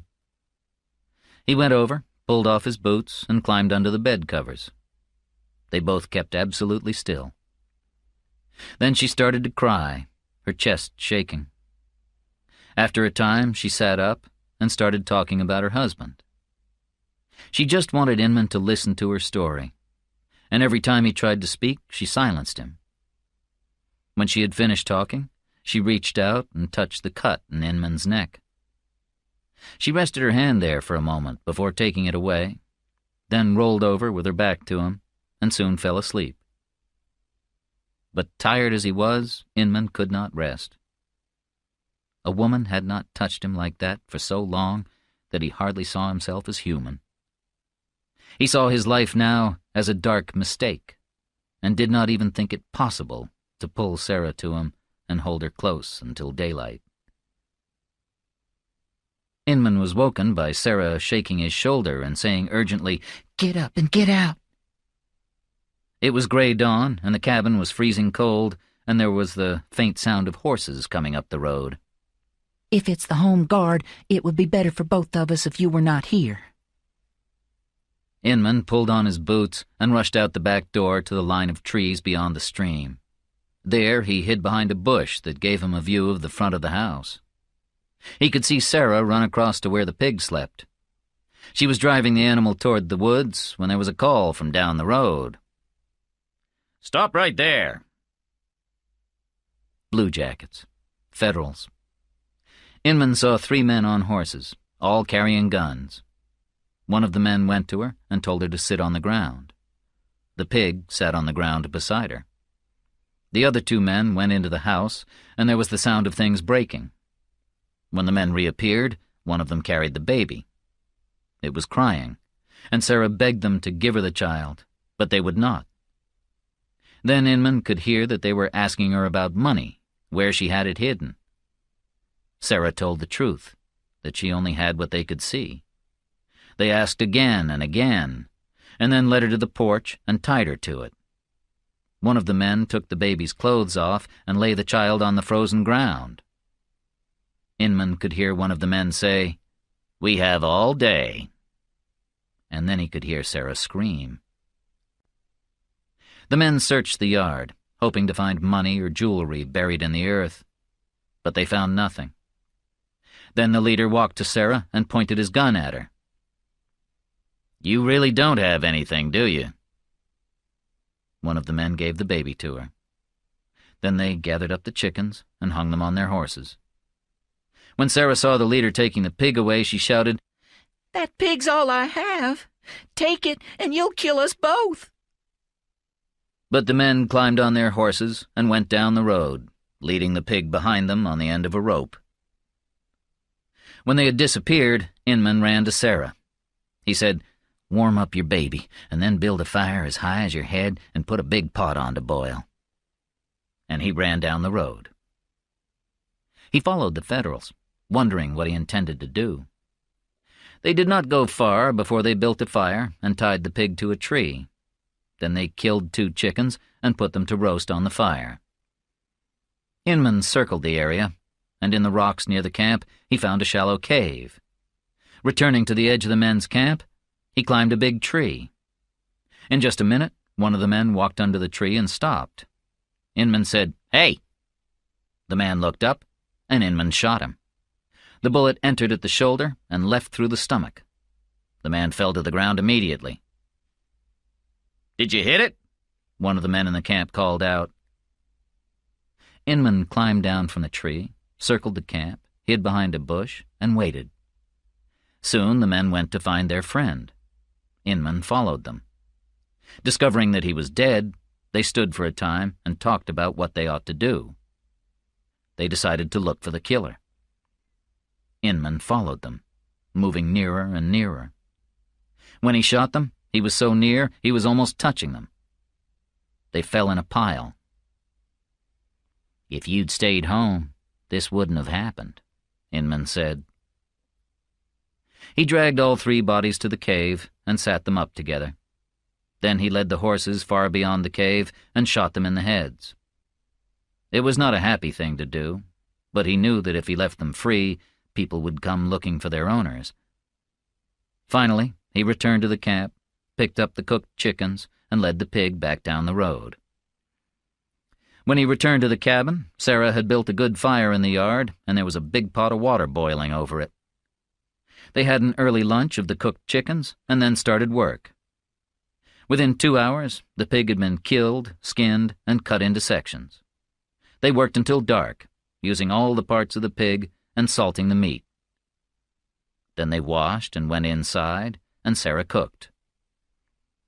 After dinner, Sarah said, "You'd look better if you shaved."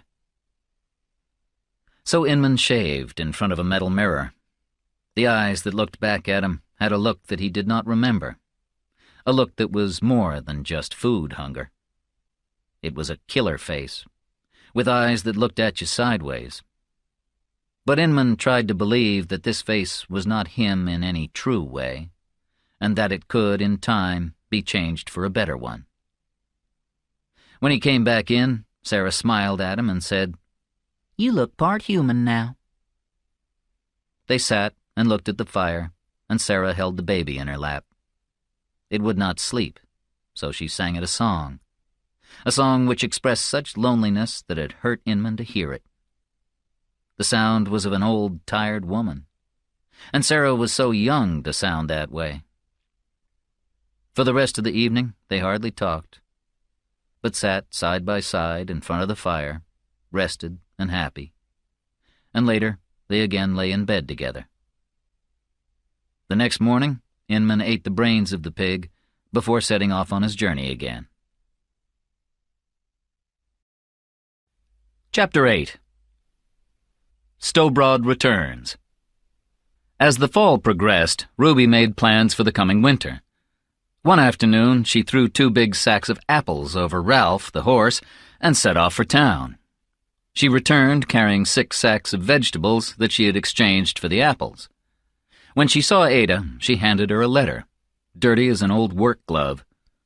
Ada recognized the handwriting, but put the letter away, not wanting to read it while Ruby watched. That evening, when Ruby had gone to bed, Ada sat on the porch and took the letter from her pocket. By now, she had read it several times. She found parts of it hard to understand. Inman seemed to feel that there were strong feelings between them, although Ada could not say exactly how she felt. She had not seen Inman in almost 4 years, and it had been more than 4 months since she had last heard from him. The letter she held now was without date, and she did not know if it had been written a week ago or was 3 months old. He mentioned that he was wounded and talked about coming home. But did he mean now, or at the end of the war? She tried to read the letter in the dark. The only part she could see clearly was this short paragraph. If you still possess the photograph of me that I sent 4 years ago, I ask you, please throw it away. I no longer look the same in any way. Ada, of course, went immediately to her bedroom and opened drawers until she found the photograph. She had put it away because she had never thought it looked much like Inman. His expression in the picture was very serious, and didn't look like her memory of him on the last day before he left for the war. He had come to the house to say goodbye.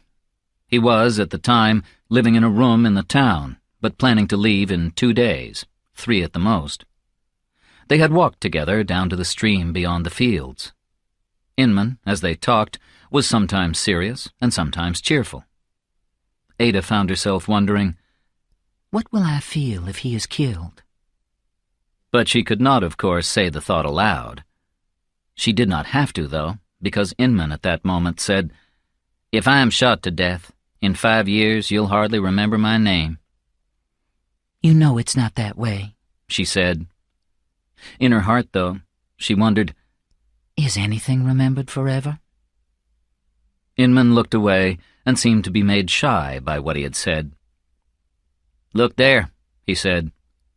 He looked up at Cold Mountain, which was wintry and gray.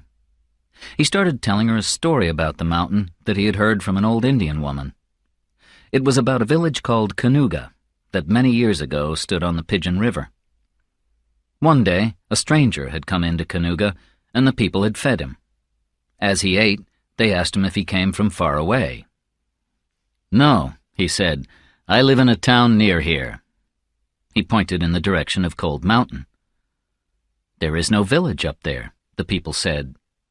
Oh yes, the stranger said, the Shining Rocks are the entrance to our country.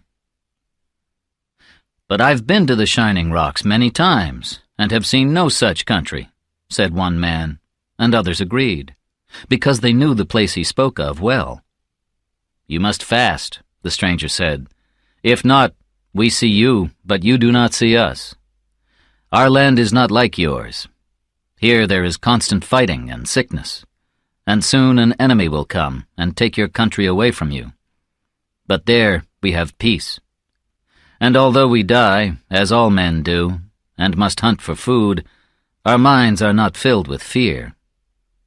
I have come to invite you to live with us.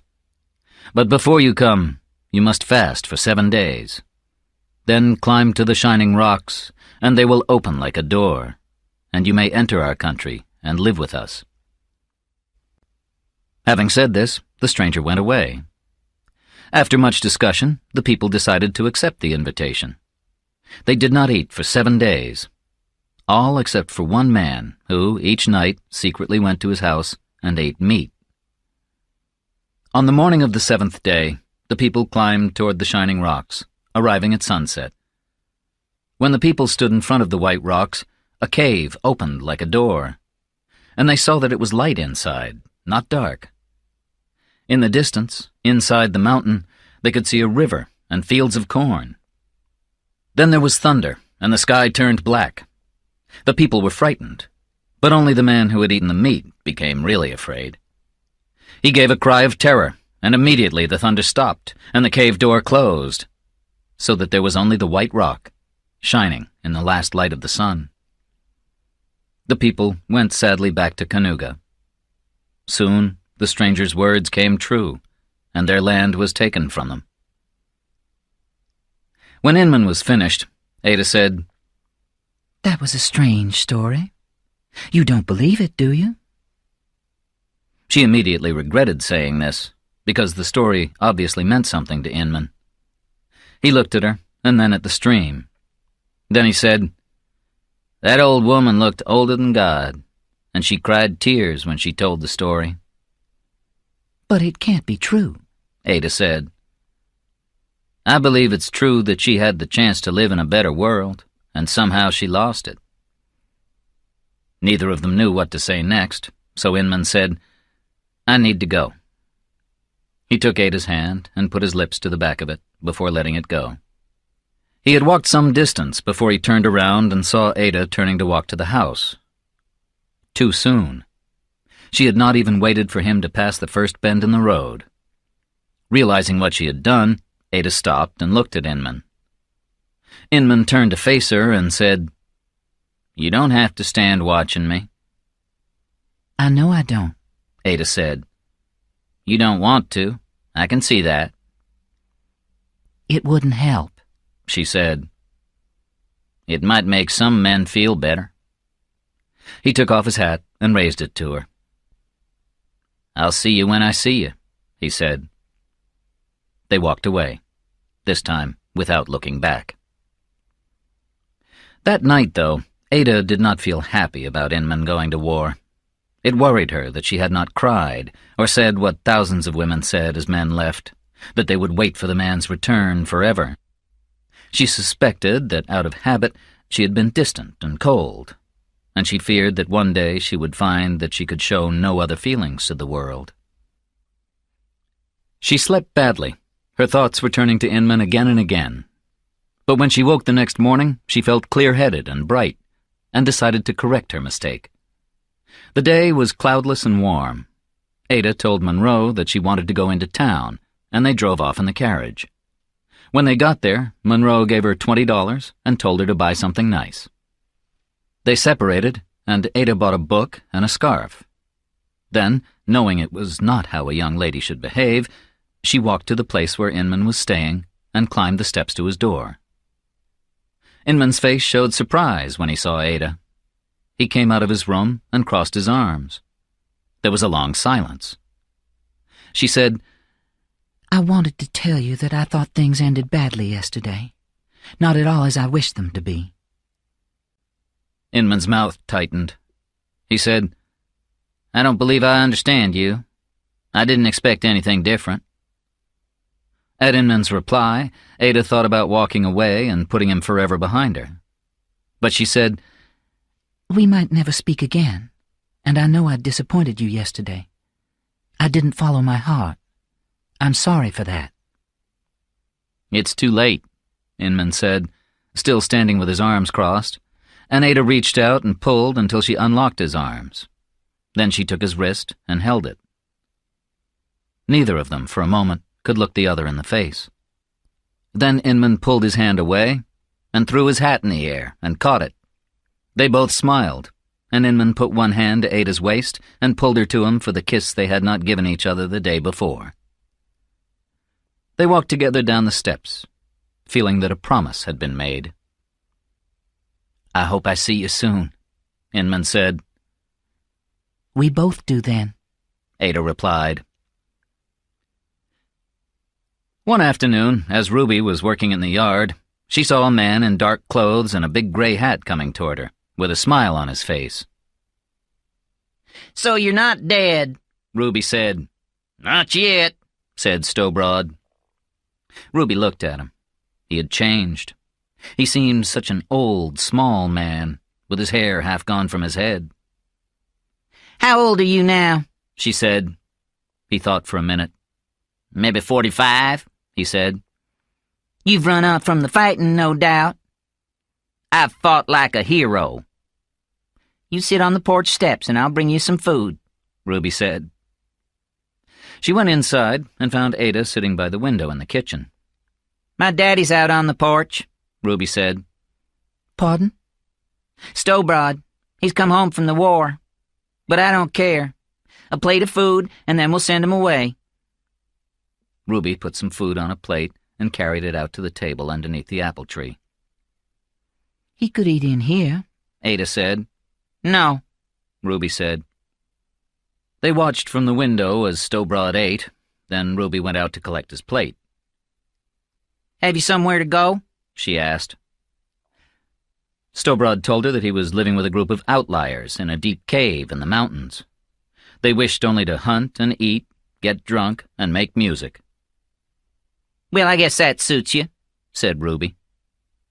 She waved at him to leave, and he walked off, in the direction of Cold Mountain. The two women did not think that they would see Stowbrood again, but the next evening, as they were having supper at the table under the apple tree, Stowbrood and another man came out from the woods. "You just say, and I'll send them on their way," Ruby said. Ada said, "We have plenty." The two men sat down, and Ruby handed them food, which they ate fast. At first, Ruby refused to speak, and Stowbrood talked about the war with Ada, saying how he hoped it would end so he could come down from the mountain. "It's no joke living on the mountain," Stowbrood said. "That Teague and his men are killers." "Who's your friend?" Ruby asked Stowbrood. "That's Pangle. He's not very smart." Pangle was a soft, fat thing with a big round head and hair that was almost white. He had no talent in the world, except a recently discovered ability to play the fiddle. But he was gentle and kind and looked on everything that happened with soft, wide eyes. When supper was done, Stowbrood lifted his sack off the ground and took a fiddle from it. He told the women that something about the war had completely changed how he felt about music. "Some say I fiddle now like a man wild with fever," he said. He told them how, in January 1862, a man had come into the army camp asking for a fiddler. The man's 15-year-old daughter was dying, and the girl had asked for fiddle music to be played to help the pain. Stowbrood had picked up his instrument and followed the man to his house. He had played some dance tunes to the girl as she lay dying, and when he had finished, she had asked him to play something of his own. Stowbrood was surprised by this request and sat thinking for a minute. Then he started playing and was surprised by the sad, beautiful sound that came from the fiddle. When he was done, the girl looked at him and said, "That was fine." And then she turned her face away and died. Since then, music had become more and more important to Stowbrood. He lost all interest in the war, and instead spent his time learning new tunes from other fiddlers and making up his own. By now, he knew 900 fiddle tunes, many of which he had written himself. "Well, play then," Ruby said. Stowbrood sat and thought for a minute, then started to play. The tune was slow and sad, quite difficult to play, and very beautiful. Ruby and Ada listened in surprise. To Ada, Stowbrood's playing seemed to show that even a man like Ruby's father could learn and change for the better. When Stowbrood had finished, he played other wild and beautiful tunes of his own, and Pangle took his fiddle and played with him. As the last tune came to an end, Stowbrood smiled a deep, long smile of silent joy. "He's done you some good there," Pangle said to Ada. And then he seemed shocked that he had spoken directly to her, and put his head down, and then looked off into the woods. Stowbrood said, "I want to ask you something." "What?" Ruby said. "The problem is, I need help. I'm frightened." He explained that the group of outliers he was living with had started robbing farms. He was afraid that they would attract the attention of the law, and that the Home Guard would come for them. Stowbrood had decided to leave the group, taking Pangle, who was one of the group, with him. He needed a promise of food, a place like the barn to stay in bad weather, and maybe now and then a little money. "Eat roots," said Ruby. "Drink muddy water." "Have you not got more feeling than that for your daddy?" Stowbrood said. "When I was not yet 8, you left me to look after myself for 3 months. And there's this. If the stories about Teague are even half true, we have plenty to worry about if we shelter you. This is not my place. But if it was, I'd say no." With that, Ruby rose and walked off into the darkness. Some time later, having sent Stowbrood off with half promises of food, Ada was sitting out on the porch, looking at the moon, which was full and high and throwing such light that every tree had a blue shadow. She thought about a love song that Stowbrood had sung that night. Its last line was, "Come back to me is my request." Stowbroad had sung the line with feeling, and Ada had to admit that at least now and then it was important to say what your heart felt, straight and simple. She had never been able to do it in her whole life, but she thought that she would try now. She went into the house and came back with pen, ink, and paper, then stared at the paper for some minutes. None of the words that came into her head seemed real. Finally, she wrote, "Come back to me is my request." She signed her name and folded the paper and addressed it to the hospital in the capital. Then she wrapped herself tight in the blankets, and soon she was asleep. Chapter 9. Death in the Mountains. If the part of the mountain they climbed had a name, Stowbroad did not know it. He and the two men with him walked looking down at the ground, their hats pulled over their noses and their hands pulled up into their coat sleeves to protect them from the cold. The Pangle boy was close behind Stowbroad, and the third figure followed 6 steps back. The night before, they had found a couple of dead rabbits and had lit a fire and cooked and eaten them. Now they regretted it, because they all had bad stomach pains, and from time to time one of them had to go off behind a bush. It was almost dawn, and there was no color to anything, only shades of brown and gray. They came to a piece of flat ground where 3 paths met. The 3 men stood together, breathless from the climb. "It's cold," the third man said. He had been one of the group at the Outliers' Cave and had never offered a name. He was from Georgia, a boy of no more than 17 years, black-haired, brown-skinned. He had fought in the war for a year, then left to walk back home. It had taken him 3 months to reach Cold Mountain, and he had been found by one of the outliers, wandering aimlessly in the forest. The men had agreed that he should leave with Stowbroad and Pangle, who were setting off alone to find a cave to live in somewhere near the Shining Rocks. First, however, they had gone to a hiding place where Ruby had hidden some food. Stowbroad had told the boy about Ada and Ruby, and how Ada had persuaded Ruby to feed them, although the women could not give quite enough for the men to live on. Ruby would not allow the men to visit the farm, as she thought it was too dangerous, so she left the food in a place that she had discovered as a child. They had gone there before they started on their journey and found cornmeal, dried apple, and some meat and beans. "Do you know which path we want?" the Georgia boy said now to Stowbroad. But Stowbroad was not at all sure where they were, nor which way they were going. Pangle watched him for some minutes, and then, apologizing, said he knew exactly where he was, and that the right-hand path went right across the mountain and was the path they wanted. "We'll cook a meal and go on then," Stowbroad said. The men built a small fire and boiled up some cornmeal. They sat as near to the flames as they could and passed a bottle, waiting for the fire and drink to warm them up.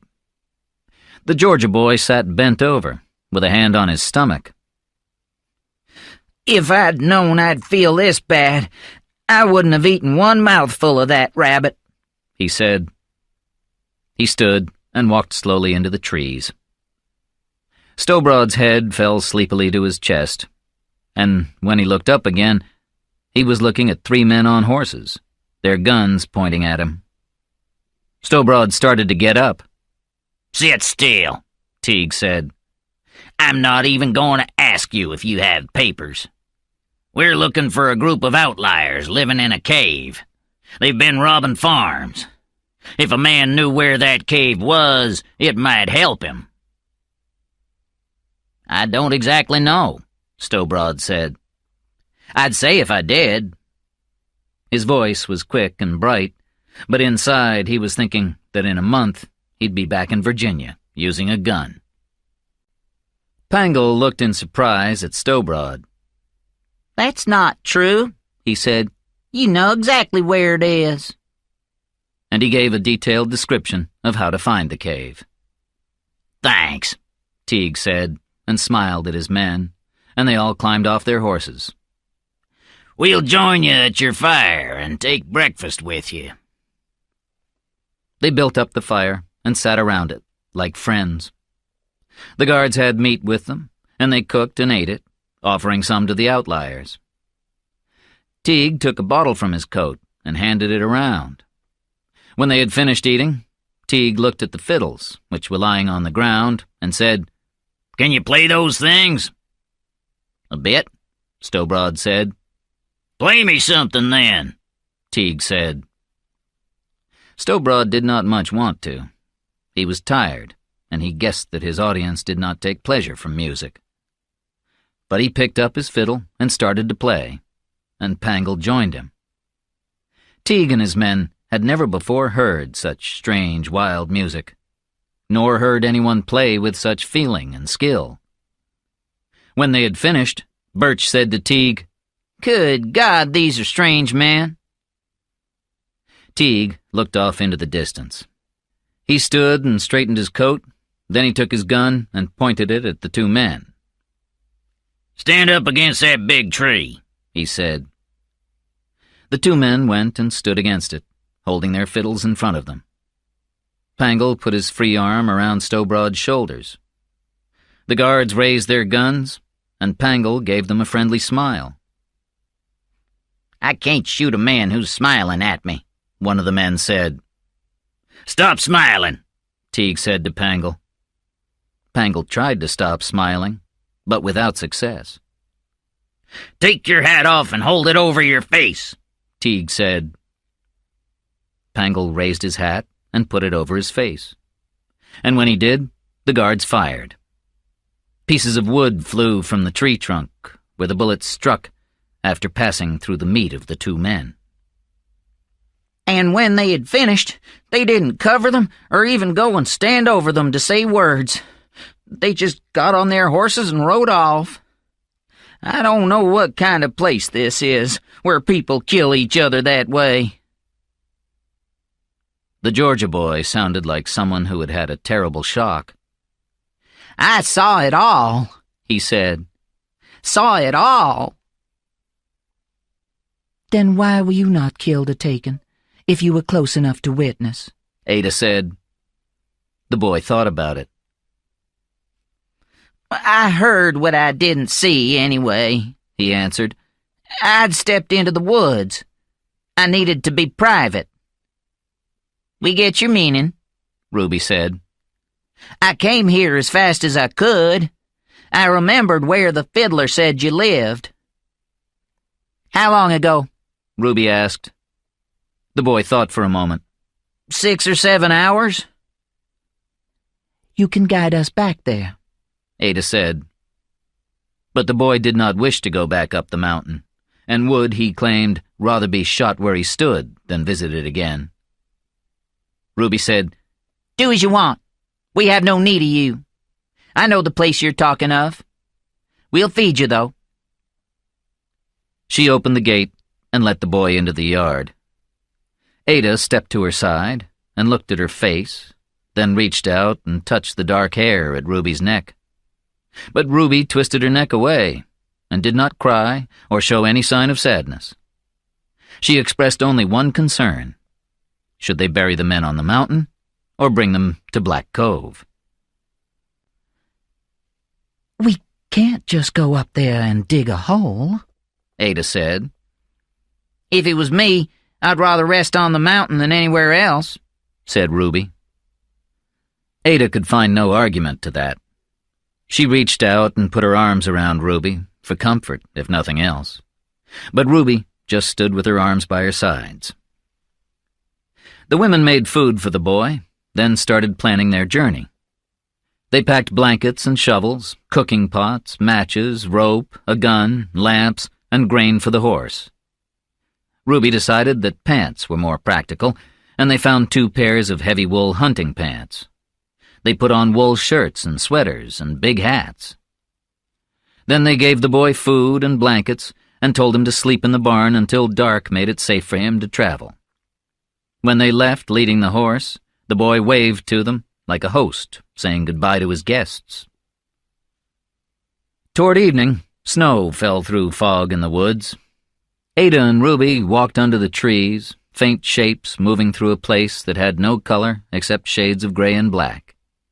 They had climbed for a long time, and were now going down into a valley.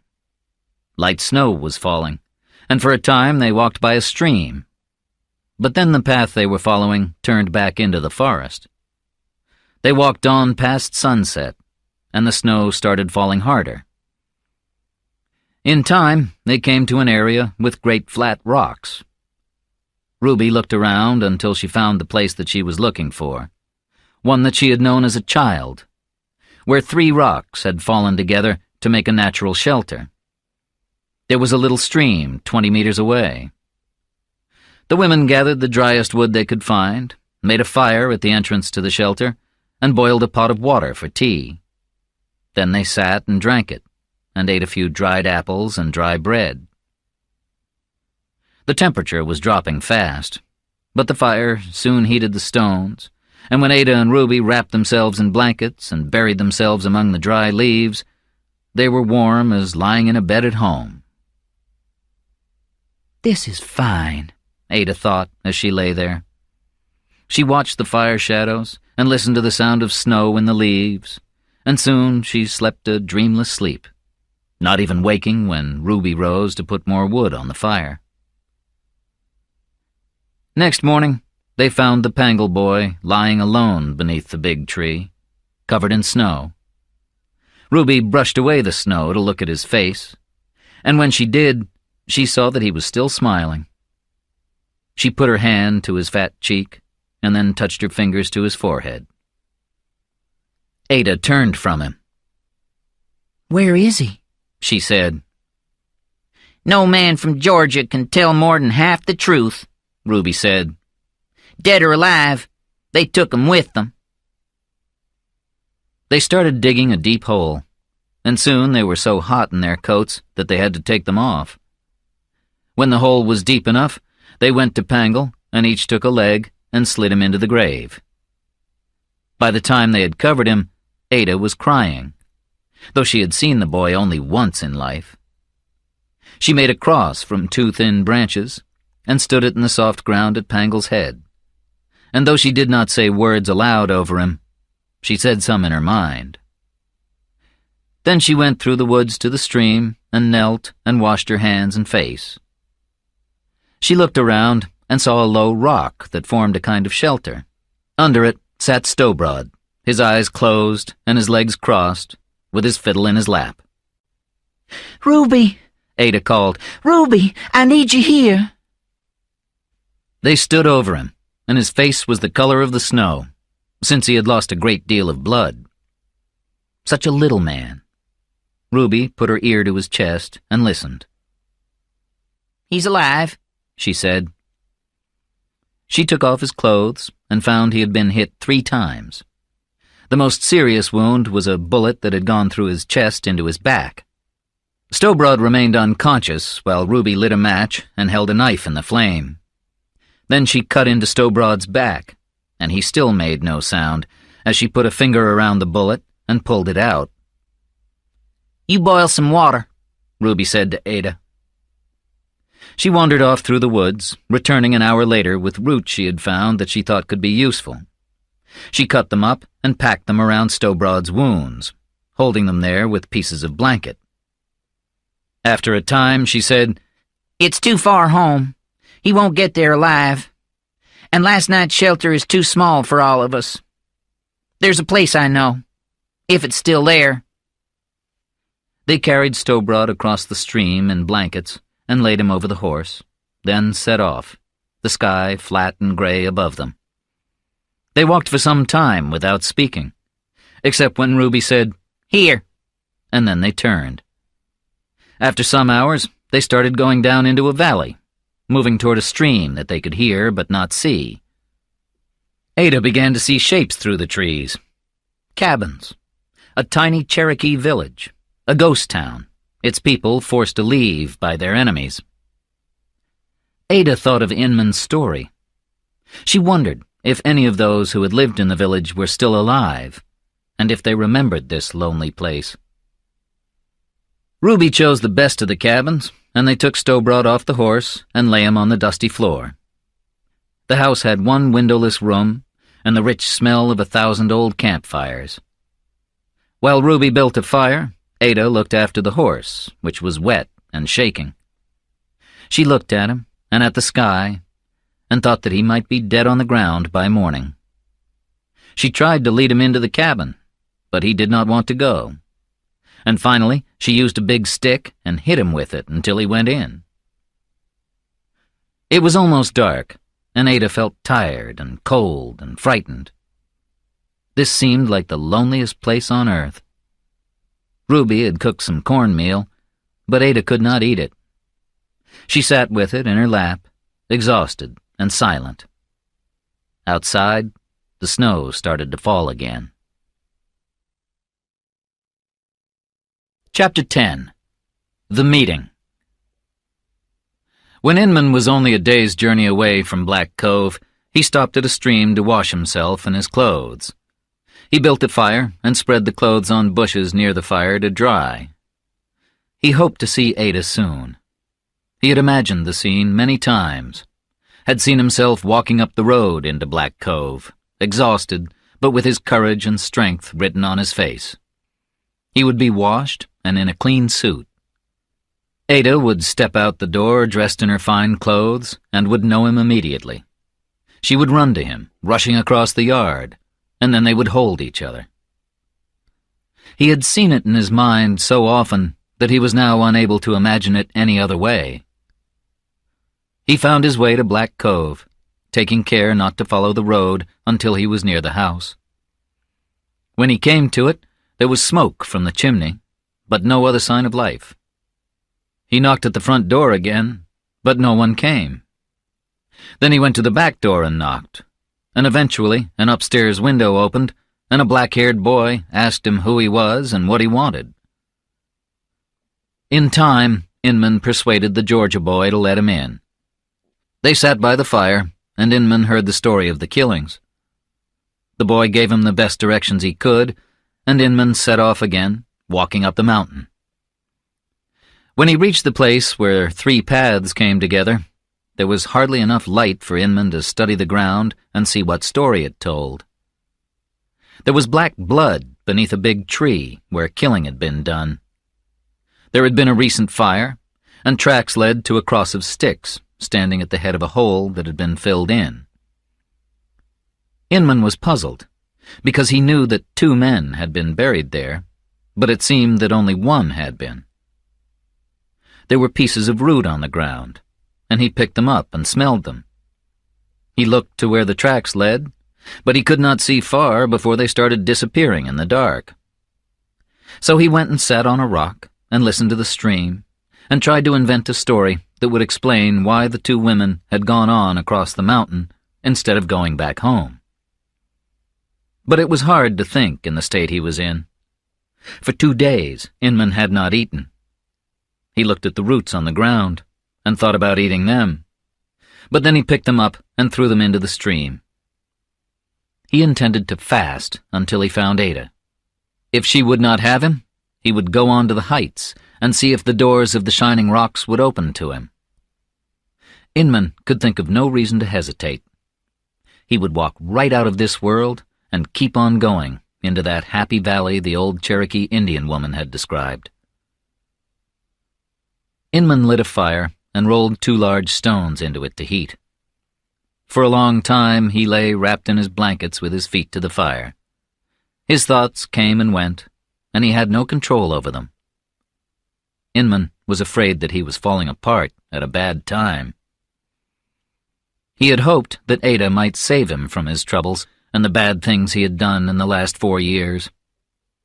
But a dark voice came into his mind and said that it didn't matter how much you wished for something and prayed for it, you would never get it. You could be far too ruined, with fear and hate eating your heart, so that you were ready for your hole in the ground. But another part of Inman knew that there were tracks in the snow, and that if he woke up on one more day, he would follow them wherever they led. The fire began to die out, and he rolled the hot stones onto the ground and stretched out next to them and fell asleep. The cold woke him before dawn, and he set off to follow the tracks, although by now they were very faint. Then snow started falling again, and they started to disappear. Inman began to run. But soon they had gone completely, and Inman stopped in a place where the only sound was of snow falling on snow. He thought that if he lay down, the snow would cover him, and when it melted, it would wash the tears from his eyes. Ada and Ruby slept until Stowbroad began coughing. Ruby went to him, and his eyes opened, but he did not seem to know her. She put her hand to his forehead and said, "He's burning. Get some water, and I'll put some fresh roots on his wound." Ada took the pot to the stream and filled it full of water, and gave some of it to the horse. As she returned to the cabin, she saw that there were a dozen wild turkeys among the leafless trees of the hillside. She went in and put the pot by the fire. Stowbroad lay quiet. "There are turkeys on the hillside," she said. "The gun's over there. Go kill us one," Ruby said. "I've never fired a gun," said Ada. "It's easy." Ruby picked up the gun and showed Ada how to use it. Ada looked doubtful, and Ruby said, "The worst you can do is fail to kill a turkey, and we've all done that. Go on."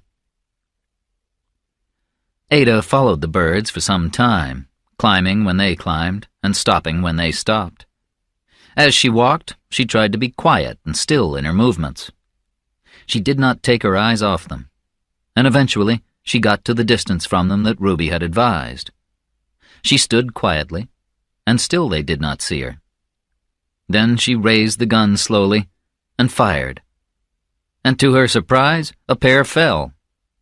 When Ada reached the fallen birds, she found that one was male and one female, and that their feathers shone like metal. Inman heard a shot near where he stood. He took his gun and went forward, holding it loosely in his hand. The light was low, and snow was falling, and had covered the branches of the trees. He walked down into a path, and at the end he seemed to see a figure, and when it saw him, it pointed a gun at him. A hunter, Inman guessed. He called out, saying, "I'm lost!" and stepped forward slowly. First, he could see turkeys laid on the ground. Then, he could see Ada's fine face on top of a strange figure wearing pants. "Ada Munro?" Inman said. "Ada?" She did not answer, but just looked at him, confused, and lowered the gun. She examined him and did not know him. His face was so thin above the beard, and he stared at her out of strange black eyes shining deep under the shadow of his hat. But Inman looked her in the eyes and knew it was Ada, and felt love ringing in his soul. "I've been coming to you on a hard road, and I'm not letting you go," he said. But something in him would not let him step forward to hold her. He held out his empty hands. Ada still did not know him. He seemed a madman, wandering in the storm, knapsack on his back, snow in his beard. She raised her gun again. "I do not know you," she said. When Inman heard the words, he thought, 4 years at war, but back now on home ground, and I'm no better than a stranger here. This is the price I pay for the last 4 years. "I believe I have made a mistake," he said. He turned to walk away, to go on up to the shining rocks and see if they would have him. But there was no path to follow, just trees and snow and his own steps filling fast. He turned back to her and held out his empty hands again and said, "If I knew where to go, I'd go there." Perhaps it was something about his voice, or the angle of his face, but suddenly Ada knew him. She lowered the gun and said his name, and he said yes. Now Ada looked at his face and saw not a madman, but Inman. He was exhausted and thin, but still Inman. There was hunger written on his forehead, like a shadow over him. He needed food, warmth, kindness. In his eyes, she could see that the long war and the hard road home had left his mind and heart half dead. Tears came to her eyes, and she rubbed them away. "You come with me," she said. She picked up the turkeys by their feet and walked off carrying the gun on her shoulder. Inman followed, and he was so tired he did not even think to offer to carry the turkeys for her. As they walked, Ada talked to Inman in the voice she had heard Ruby use to speak to the horse when it was nervous. The words did not matter. So she talked of the first thing that came to her, describing the village below, and saying that it looked like a famous picture that she had seen on her travels with Monroe. Inman was too tired to understand what she said. He only knew that she seemed to know her destination, and that something in her voice said, "This minute I know more than you do, and I know that everything might be fine." Chapter 11. A Time to Love. The cabin was hot and bright from the fire, and with the door shut, it was hard to say if it was morning or night outside. Ruby had made coffee. Ada and Inman sat drinking it, so close to the fire that the melted snow in their coats steamed around them. Nobody said much, and the place seemed tiny with 4 people in it. Stowbroad moved his head from side to side. His eyes had a look of confusion and hurt in them. Then he lay still again. Tired and warm from the fire, Inman could not keep his eyes open. There were so many things he wanted, but the first thing he needed was sleep. Ada folded a blanket and put it on the floor. She led him to it, and he stretched out and fell asleep fully clothed. While Inman and Stowbroad slept, the snow fell and fell, and the 2 women spent a cold and almost wordless hour collecting wood and cleaning out another of the cabins. They built a hot fire in it, then cleaned the turkeys, put them on the end of long sticks, and roasted them all day over a slow fire. For a long time they sat close to the fire together, and neither of them spoke. Night came, and Ruby said, I was watching you this morning with him, and I've been thinking. "What?" Ada asked. We're just starting. I've got a picture in my mind of how that cove needs to be. It will take a long time, but I know how to get there. War or peace, there's nothing we can't do ourselves. You don't need him." "I know I don't need him," Ada said. "but I think I want him." Well, that's different. Ada paused, thinking hard. She knew that Inman had been alone too long, an outlier without the comfort of a human touch. A loving hand laid soft and warm on his shoulder, back, leg. And she too was lonely. Finally, she said aloud, "I don't want to find myself someday in a new century, an old, bitter woman looking back, knowing that I hadn't had the courage to follow my heart." It was after dark when Inman woke. The fire had burned low, and there was no way to tell what time of night it was. He turned and saw Stowbroad, his eyes black and shining in the light. Stowbroad looked at Inman and said, "Any water?" Inman could not see any in the room, so he rose. "I'll get you a drink," he said. He stepped outside, and when he could see enough to walk, he went down to the stream and filled his bottle with water. He could see firelight shining yellow from the cabin where he had slept, and also from another, further down the stream. He smelled meat cooking, and felt suddenly very hungry. He went back inside and raised Stowbroad and slowly poured water into his mouth.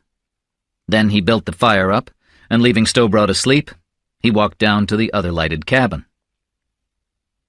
"Hello?" Inman said, and Ruby came to the door and looked out. "I woke up," Inman said. I don't know how long I was asleep." "You've slept 12 hours or more," Ruby said, and moved so that he could come in. Ada sat cross-legged on the ground beside the fire, and as Inman entered, she looked up at him. Her dark hair was loose on her shoulders, and Inman thought her as beautiful a sight as men are allowed to see. He did not know what to do with himself, but thought that he would go and sit beside her. Then Ada rose and did a thing he knew he would never forget. She reached behind him and put one hand on his back, at his waist. The other she pressed against his stomach. "You feel so thin between my hands," she said. Inman could think of no answer that suited the moment. Ada took her hands away and said, "When did you last eat?" Inman counted back. 3 days, he said, or 4.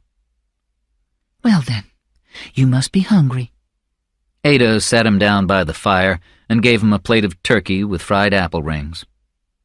Inman started eating hungrily, but then he stopped and said, "Are you not having any?"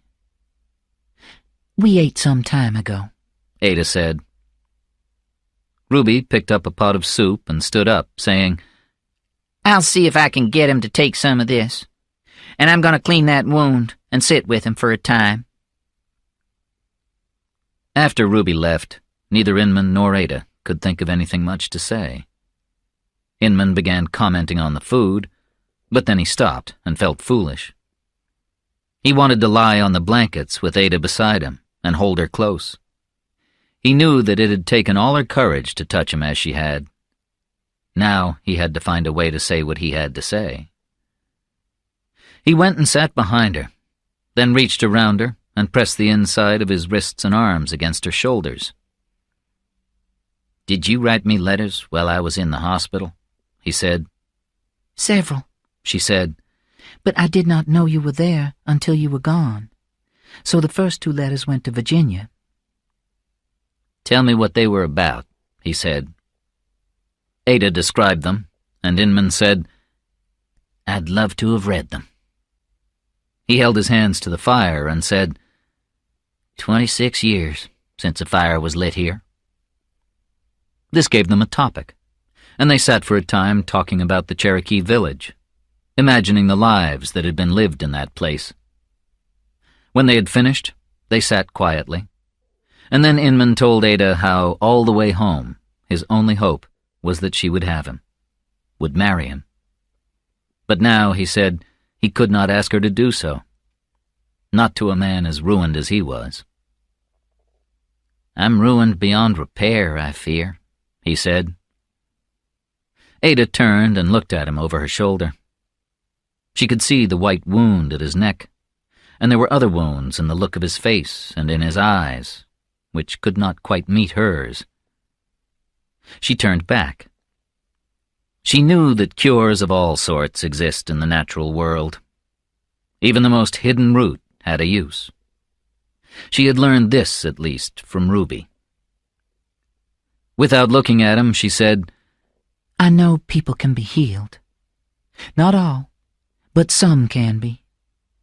Why not you?" "Why not me?" said Inman, testing the thought.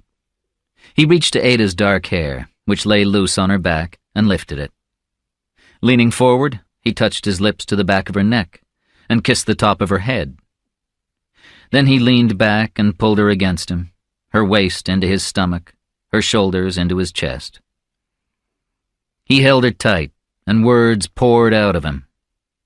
He told her about the first time he had looked on the back of her neck as she sat in church, of the feeling that had never let go of him since. He talked of the wasted years between then and now, and how you never get back the things you have lost. They will always stay lost. You can only choose to go on or not, and if you go on, you carry your wounds with you. But during all those wasted years, he had had the wish to kiss her, there at the back of her neck, and now he had done it. Ada knew that Inman was trying to thank her for the touch she had given him when he entered the cabin. She lifted her hair from her shoulders and put her head slightly forward.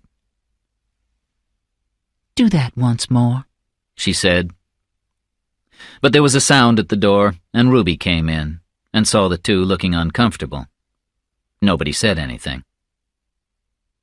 "His fever's down now," Ruby said finally. Inman returned to the other cabin to sleep. As he lay there, he tried to decide which part of the evening he had enjoyed most: Ada's hand on his stomach, or her request just before Ruby opened the door. He was still trying to decide when he fell asleep. The next day was gray and even colder, with snow falling soft and fine. They all slept late, and Inman took breakfast in the women's hut. Then, later in the morning, Ada and Inman fed and watered the horse and went hunting together. They walked up the hill and found nothing moving in the woods, not even animal tracks in the snow. Eventually, they came to a flat rock, and Inman brushed the snow from it, and they sat cross-legged, facing each other, knee to knee. Ada began talking. She wanted to tell how she had become what she was. They were different people now. He needed to know that. She told of Monroe's death, and about deciding not to return to Charleston, and all about Ruby, about weather and animals and plants, and the things that she was starting to know. She still missed Monroe more than she could say, and she told Inman many wonderful things about him. But she told as well one terrible thing: that he had tried to keep her a child, and that he had mostly succeeded. "And there's something you need to know about Ruby," Ada said. "Whatever happens between you and me, I want her to stay in Black Cove as long as she wants. If she never leaves, I'll be glad." "Could she learn to accept me? That's the question," Inman said. "I think she can," Ada said. "If you understand, she is not a servant, but my friend." They returned to the village that afternoon, carrying only wood for the fire. They found Ruby sitting by Stowbroad. He seemed to know Ruby and Ada, but he was frightened of Inman. "Who's that big, dark man?" he said. Ruby wet a cloth and cleaned his face, and when she was done, he immediately fell asleep. Ada looked at Inman, the tiredness in his face. She said, "I believe you ought to do the same." "Just don't let me sleep past dark," Inman said. He went out and returned a minute later with a pile of wood for the fire. Then he left, and the two women built the fire up and sat together for a long time with their backs against the cabin wall, a blanket around them. Then they slept, and when they woke, it was almost dark. Ruby went to check Stowbroad. "His fever's up again," she said. "He'll stay or go, but tonight we'll decide. I'd better not leave him."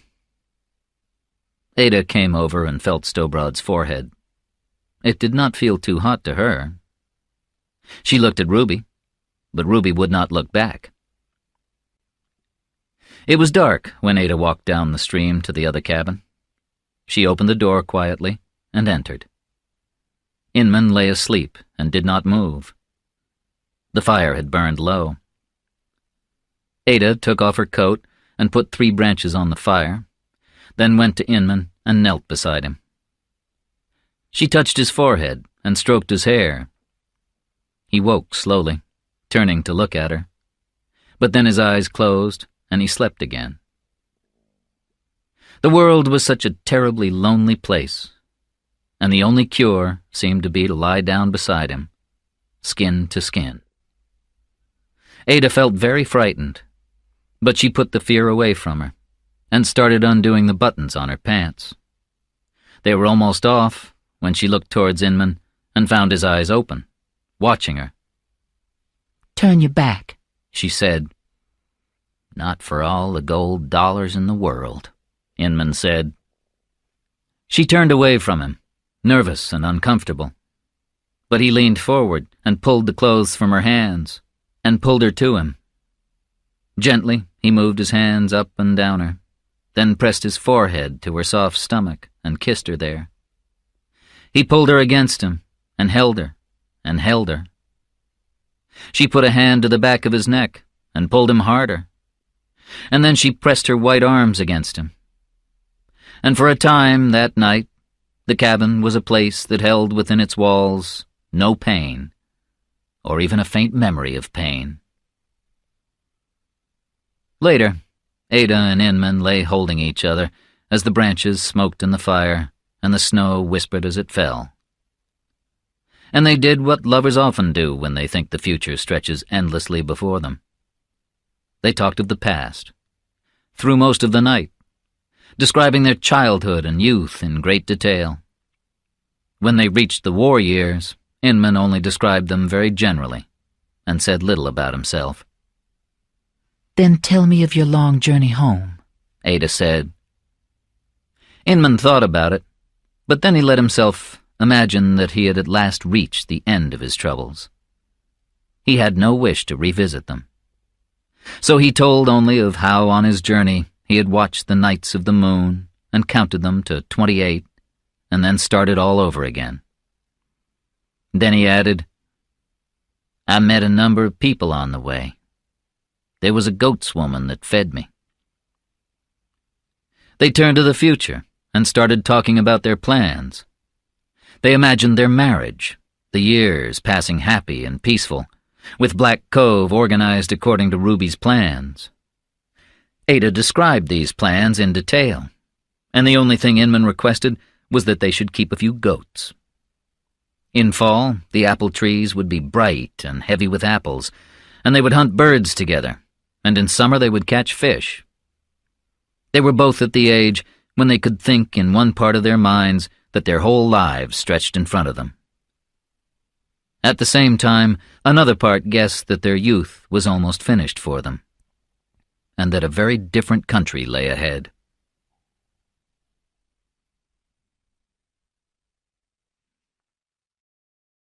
Chapter 12. The Last Goodbye. By the morning of the third day in the village, the sky had cleared and there was bright sun. The snow began to melt, dropping from the bent branches of trees, and all day there was the sound of water running under the snow on the ground. That evening the moon was full, and its bright light threw shadows of tree trunks on the snow.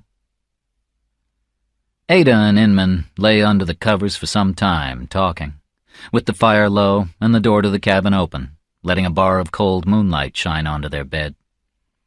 They made a plan for themselves and discussed it for much of the night.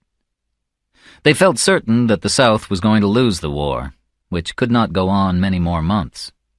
It certainly would not continue past late summer. The choices were these. Inman could return to the army.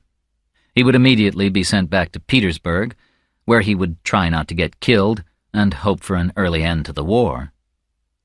Or he could stay hidden in the mountains or in Black Cove as an outlier and be hunted like a wild animal.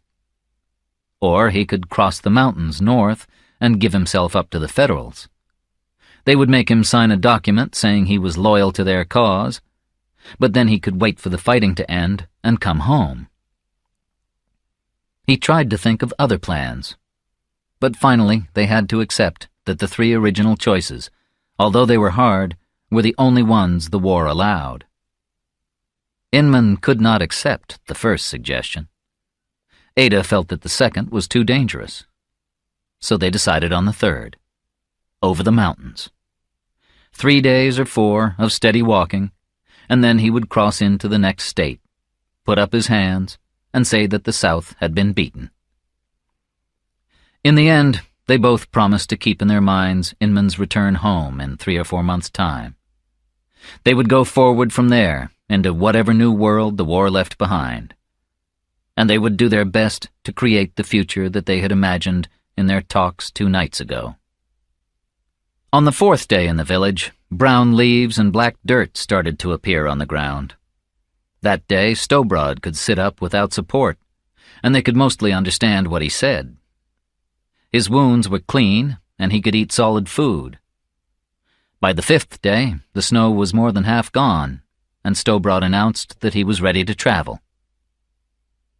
6 hours home, Ruby said. 7 at most.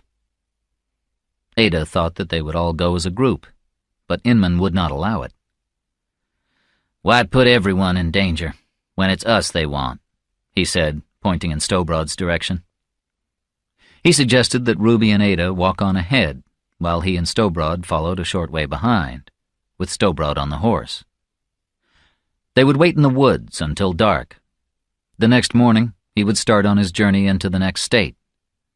The women would keep Stowbrod hidden at home, and if the war had not ended by the time he had healed, they would send him across the mountains to join Inman.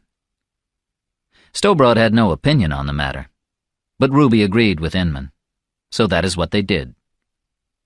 The women started walking, and Inman stood and watched them climb the hillside. When Ada disappeared into the trees, a part of the richness of the world seemed to go with her. He had been alone in the world, and empty for so long, but she filled him full, and he believed that perhaps everything that had been taken out of him had been for a purpose, to clear space for something better. He waited for a time, and then put Stowbrod on the horse and followed, passing Pangle's grave, still covered with snow. They traveled for some distance, dark clouds floating above them, the path rough and steep. Then they heard sounds behind them, and turned to see horsemen on the path. "Good God," Stowbrod said. Teague said, "That's a hard man to kill." Stowbrod looked at the men and recognized Teague and the boy he kept at his side. The other 3 men he did not know. Inman looked around to see what protection there was. He wanted a stone wall, but there was none. He studied the guards, and he knew them by the look in their eye. There was no point in talking with such men. Language would change nothing. He hit the horse hard with his left hand and pulled out his pistol with his right, shooting one of the men in a single movement. Stowbrod's horse went running down the path and disappeared into the trees. There was a moment of stillness, and then a great deal of movement. The horses all jumped, and the riders pulled at their heads to calm them down. Inman ran straight at the group. There was no wall to get behind, no hope to do anything except run into them and try to kill them all. He shot one rider off his horse. That left only 3, and one was already moving away toward the trees. Inman fired again, and a horse came down, falling on the leg of one of the riders, who shouted in pain. The other horse started spinning out of control, and Teague almost came off. Inman ran to him and pulled the gun from his hand. The 2 men looked each other in the eyes, and Teague pulled out a long knife and shouted, "I'll blacken my knife with your blood." Inman fired, and the bullet hit Teague in the chest. He fell to the ground, screaming and swearing. Inman hit him on the side of the head with his gun, and the man stopped screaming. Inman looked around for the last rider. He expected the man to have run away, but he found him about 50 meters away, hiding behind a tree. Inman saw that he was only a boy, and that he had lost his hat. His head was white. He probably had German or Dutch blood in him, but he was now American. White skin, white hair, and a killer. He looked very young, and Inman did not want to shoot a boy. "Come out of there," Inman said, making his voice loud enough to be heard. Nothing. The boy stayed behind the tree. "Come on," Inman said. "I'm not asking again. Put down your gun and you can ride home." "No, sir," the boy said. "Here's fine." "Listen," Inman said. "I'm looking for a way not to kill you." "And I'm looking for a way to finish you," said the boy. Inman pointed his gun at the tree. "You're gonna have to come out from behind that tree sometime," he said. The boy and his horse rode off through the woods, and Inman went after him. They chased each other, using the trees to hide behind, and the horse became confused and started jumping around, throwing the boy off her. He lay in the snow where he had fallen. Then he half sat and put his hand to his gun. "Put that thing down," Inman said. He had his gun pointed at the boy. The boy looked at him, and his blue eyes were empty as ice. He looked white in the face, a little blonde thing, his hair cut close to his head. Only his hand moved, and it moved quicker than you could see. Inman suddenly lay on the ground.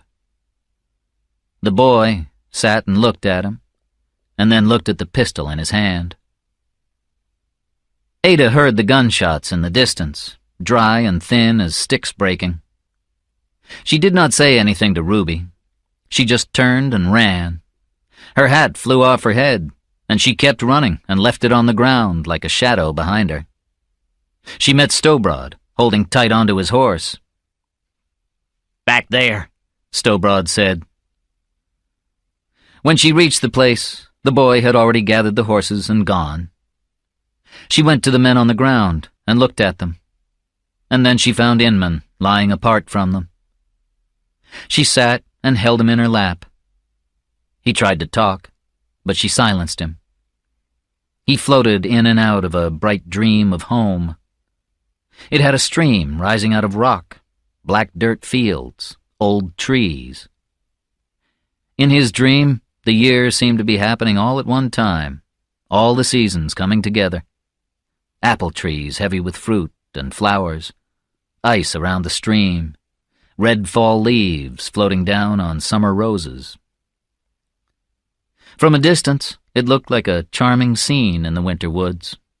A stream, a pair of lovers, the man lying with his head in the woman's lap, she looking down into his eyes, stroking his hair, he putting an arm around the softness of her body, both touching each other with great closeness.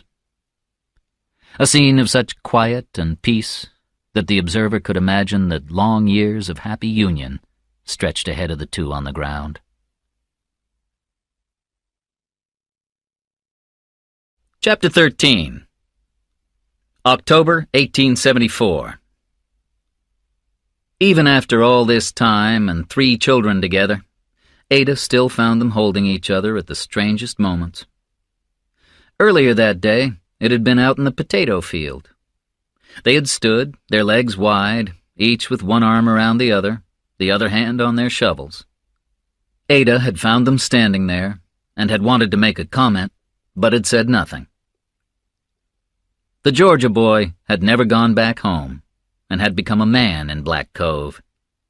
Ruby had kept him working hard for 2 years, and she did not stop when he became her husband. His name was Reed. Their babies had been born 18 months apart, all boys, with thick black hair and shiny brown eyes. They were growing into short, strong boys with pink cheeks and happy smiles, and Ruby made them work hard and play hard. Now, late in the afternoon, the 3 boys sat around a fire behind the house. 4 small chickens were roasting over the fire as the boys argued about who should turn them. Ada watched them as she spread a cloth on the small table under the apple tree and placed 8 plates on it. October 1874 was as fine as the month can be in the mountains. It had been dry and warm and clear for weeks, and the leaves were half red and half green. The color of Cold Mountain behind the house changed each day, and if you watched closely, you could follow the red as it came down the mountain and spread into the cove like a wave breaking over you slowly. Soon, with an hour of daylight left, Ruby came out from the kitchen. At her side was a tall girl of 9, both of them carrying baskets of potato salad, corn, cornbread, green beans. Reed took the chickens from the fire, and Ruby and the girl spread the food on the table. Stowbroad came and put a bucket of milk by the table. They all took their places.